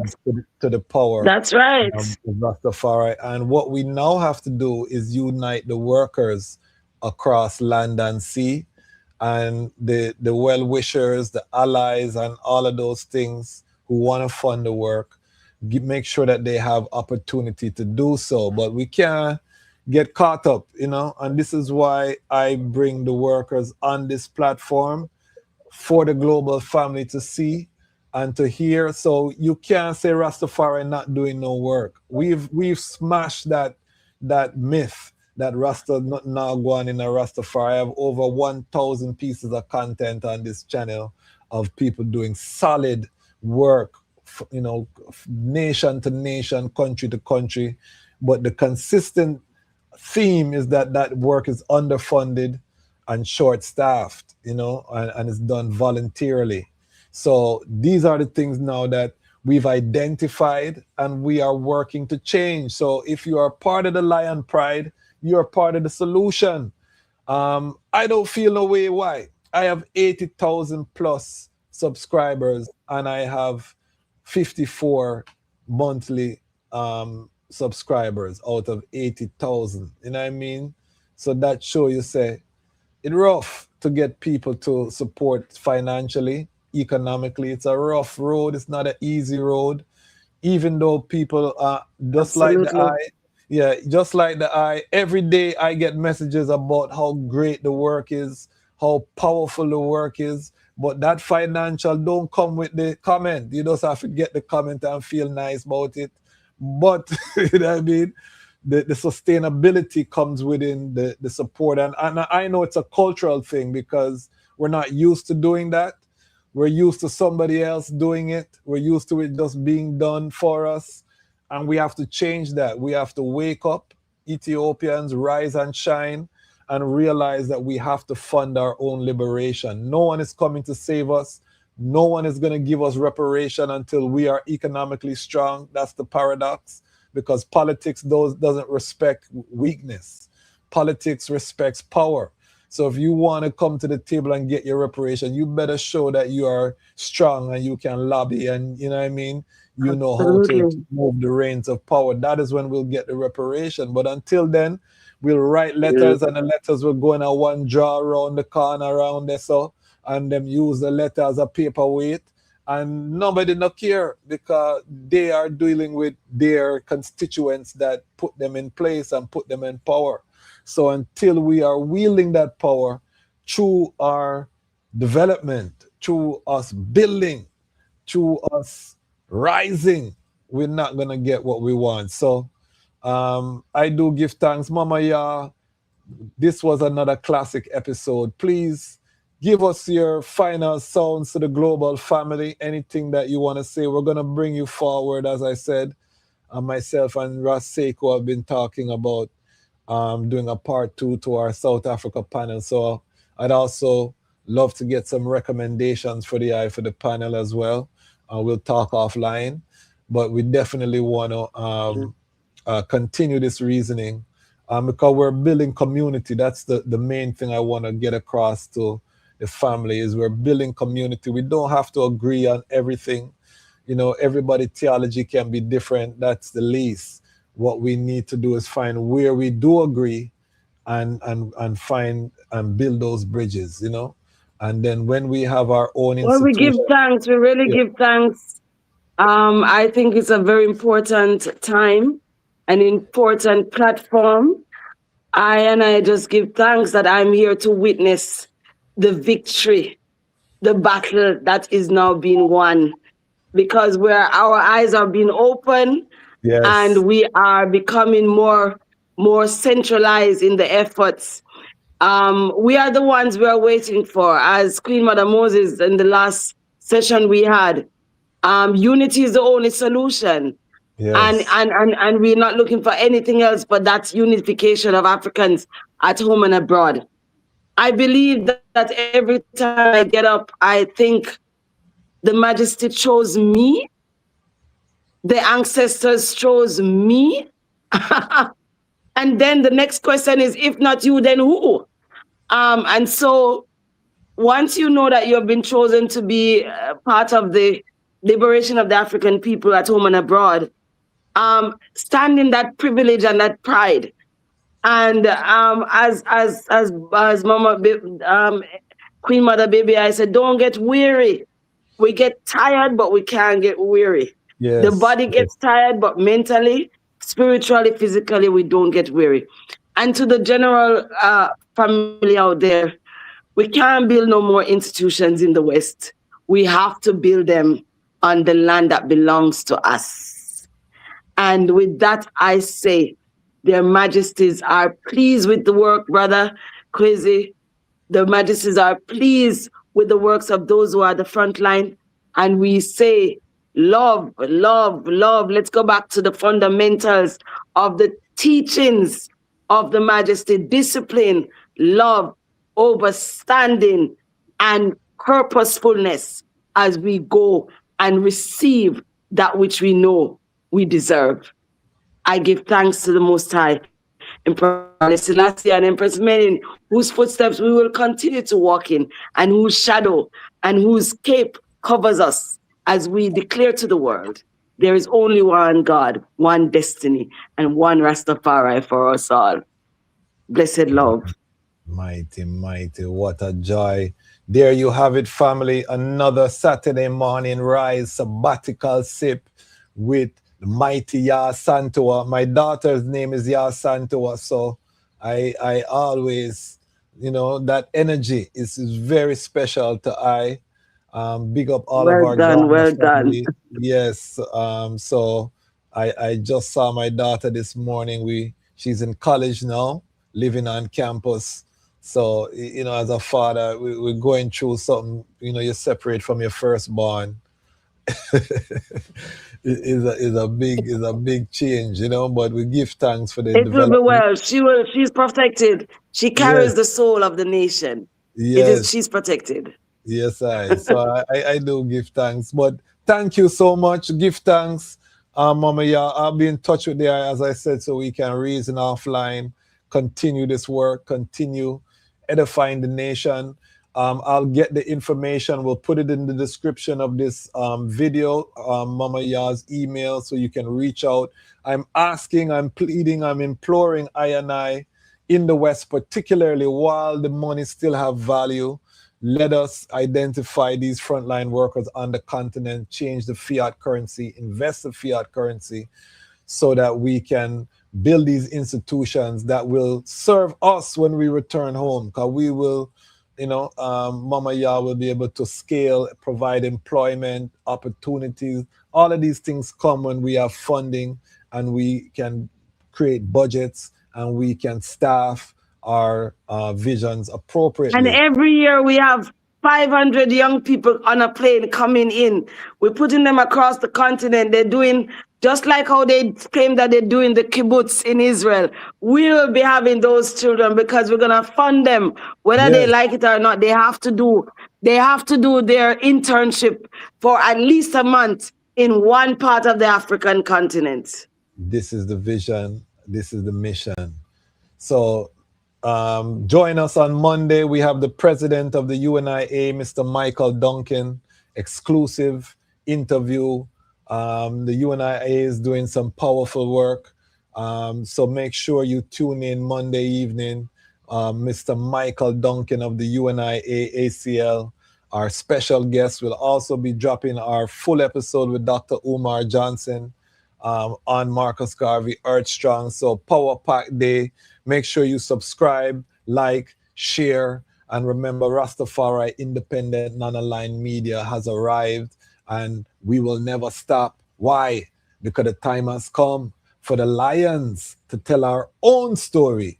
And this is the Lion's Voice. Ilai Selassie the First. Pan-Africanism. This is Dr. Umar Tunde coming to you live and direct, New York City, Ethiopian World Federation 2026 conference. The time has come for the Lions to tell our own story, and this is the Lion's Voice. Empress Menen, Alliance,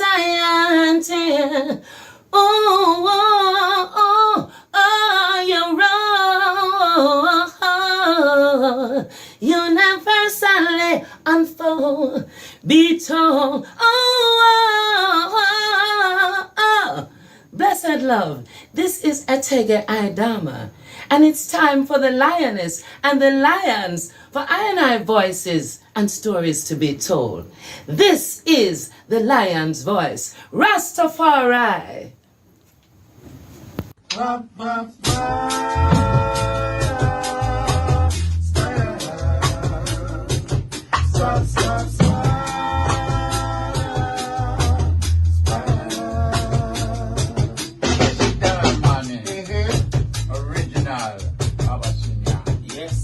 We're endorsing the Lion's Voice. Big up Raspasi. See? Big up Raspasi. It is time for the lion to tell our own story. Yes, sir. There is a land far, far away. There is no night.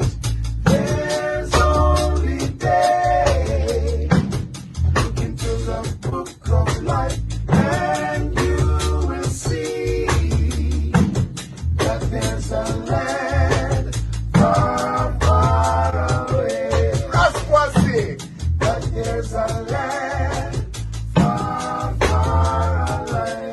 Speak lion. Speak lion. Roar lion. Roar every time. I will never stop, hail the Most High, and I will never stop, call Rastafari. Blessed love, this is Kushite representing for the Lion's Voice.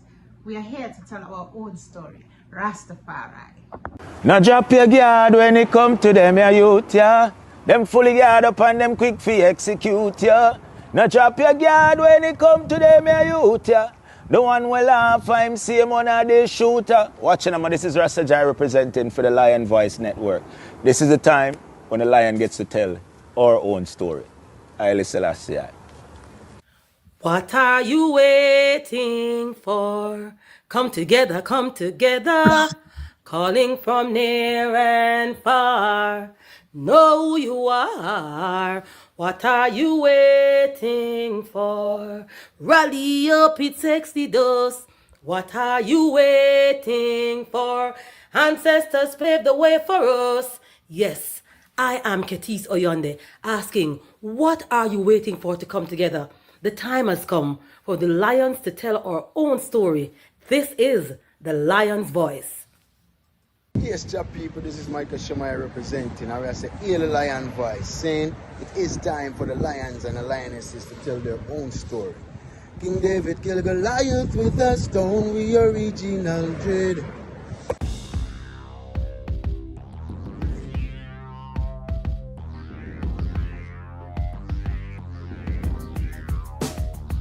Well, Lion Voice, tell them that's the people first choice. Lion Voice, make the lioness them feel nice. Lion Voice, with the lion cubs we sacrifice. Lion Voice, got to show the people them the life. Lion Voice.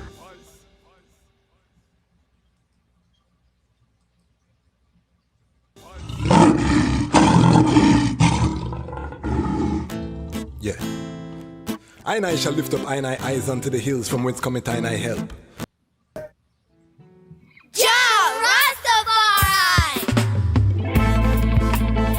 Them could never conquer the mountains. Thousands of years and counting.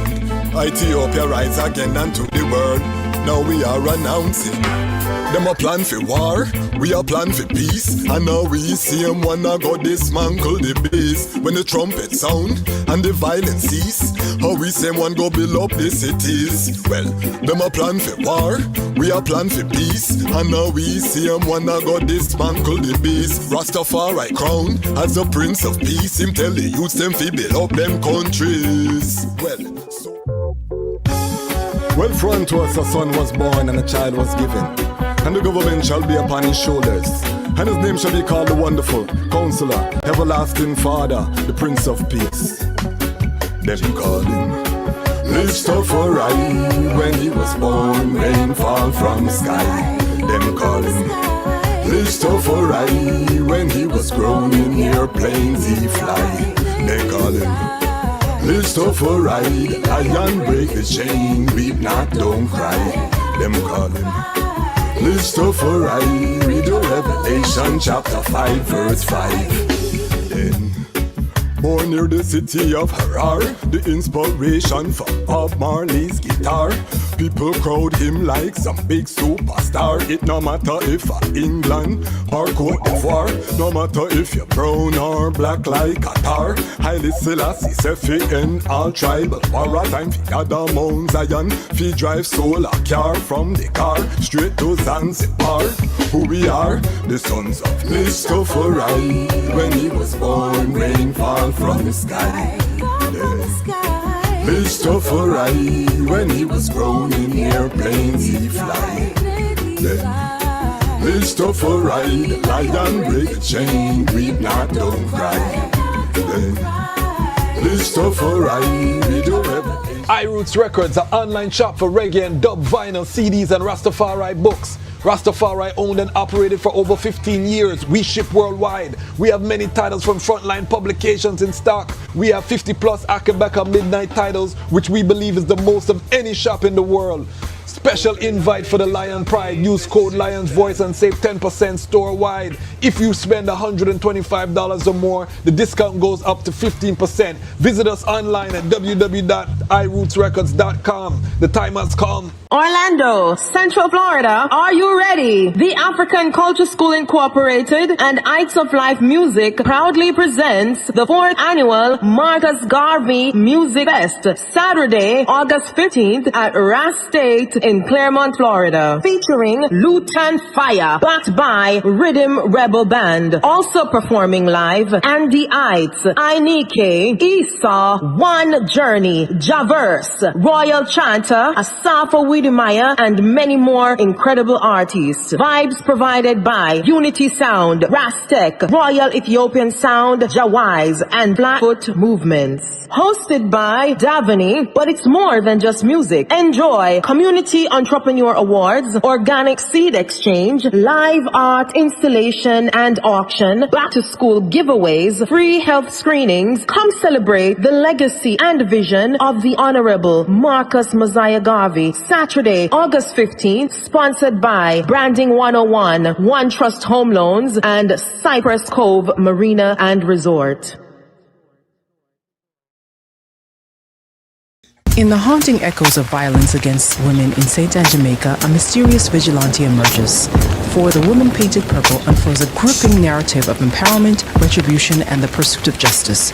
Brenda and her group sisters bond together in therapy over their common struggles, but soon their group becomes the subject of an investigation. As the vigilante's actions escalate, the relentless detective, Officer Woodley, races to unmask the mystifying figure. For the woman painted purple is a pulse-pounding tale that explores the boundaries of justice, revenge, and the fighting spirit.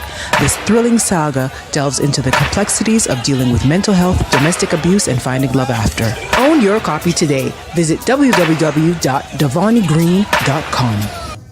This is The Black Heart Man, Rastafari children's picture book with hand-painted illustrations and rhythmic storytelling. This is a journey you do not want to miss. We offer worldwide shipping, so order your copy today at www.degreerspaintbrush.com. Alternatively, you can order your copy from TikTok. If you are interested in stocking the book, please email us at degreerspaintbrush@gmail.com. Give thanks. Jamaica to Toronto. The Rastafest movement rises again. This August 15 and 16, Rastafest 2026 returns to Little Jamaica in Toronto with reggae music, Rastafari culture, Ital food, arts, reasoning, and unity. But this year, it's more than a festival. Rastafest is partnering with the Rastafari Mansions and organizations to support the Relief, Rebuild, Rise initiative, helping Rastafari families and communities rebuild, resist the risk of disasters, and to rise to their true potential. This is culture with a cause. Full joy the music, support the mission. Donate to the Relief, Rebuild, Rise GoFundMe through the link in the RMO Jamaica Instagram profile. Rastafari.